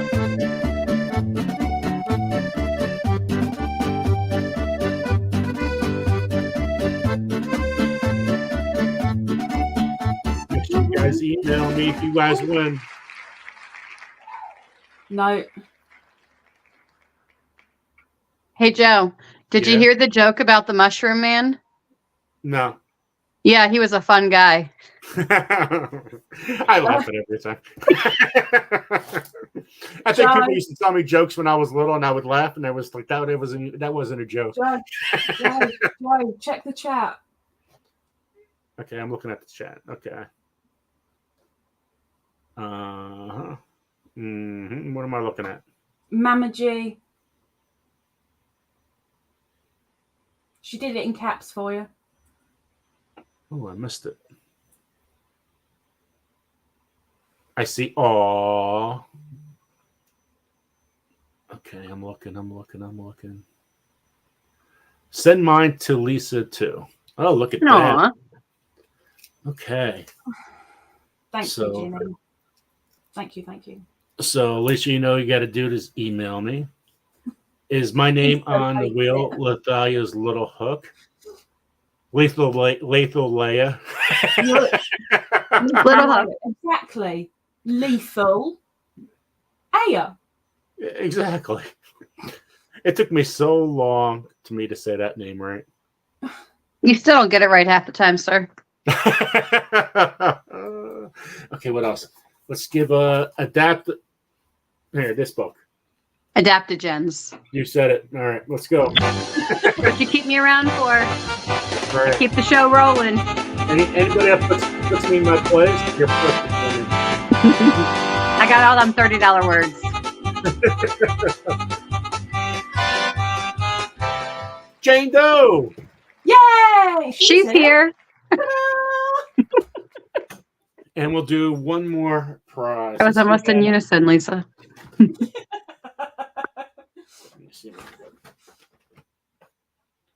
I got 3 of these. So we got some beehive baby yarn. That's soft. And it's blue. It's soft. Blue. So you get 3 of these. Come on, my dear. Come on. Keep up. You're not going to be here against another year. Come on. No whammies, no whammies. Big money. Jane is here. Kim G. Here. Kim G. Yay! Congratulations. All right. So that's what we're going to do for tonight. Tomorrow is Pierogi Monday. And I have Johnny Small Peppers on. If you guys know him, he's going to be home interviewing, eating pierogies. I'm not sure what I'm going to put on my pierogies yet. But hope you guys can come. It's only a 40-minute show. It's not too long. Just a little quick interview, eating pierogies, having some fun, giving out seeds, hot sauce. That's it. And I'm going to give out 2 of these things. Oh, let me see. I'll probably give out this Jersey Barnfire hot sauce, which is ginger and a pucker butt hot sauce. Just to let you guys know, and my Grow Big TV show, and my Gardener is my seed company I'm using. We got a partnership with that. And look at this shirt. It's boobies. Isn't that a beautiful shirt? Look at that. Look at those boobies. Those boobies are magnificent. I think they're the best boobies ever. It's the best boobies ever. 2 of them there. We've officially gone off the rails, y'all. Look at that. Now everybody go to sleep tonight. I was going to say, kids, if you're watching, it's time for bed. And, I like the 4X size booby shirts, too. Joseph. I told you my kids were watching tonight. Come on. No, that's a size shirt. Lisa asked me for my size shirt before. Okay. So. Sure. Are you going to wear that? I want to see it. No owie videos. No owie videos. Beautiful shirt. Well, hopefully everybody got a laugh tonight. Hopefully everybody learned a lot. Definitely have Paul on. Hopefully it's next week. And if you guys want to come on again and do the same thing next week, that's up to you. But when your clocks go back early hours of Sunday morning. Ours probably goes back next week. Early hours of Sunday morning. Yeah, because Saturday night. So yeah, they changed Sunday first thing Sunday. I'll see you next year. It's just the way it happens. Okay, well, guys, thank you guys for all staying. We had about 70, 80 people in the chat for the most part. And I appreciate you all. So thank you, everybody. And I'll talk to you guys on Pierogi Monday. And by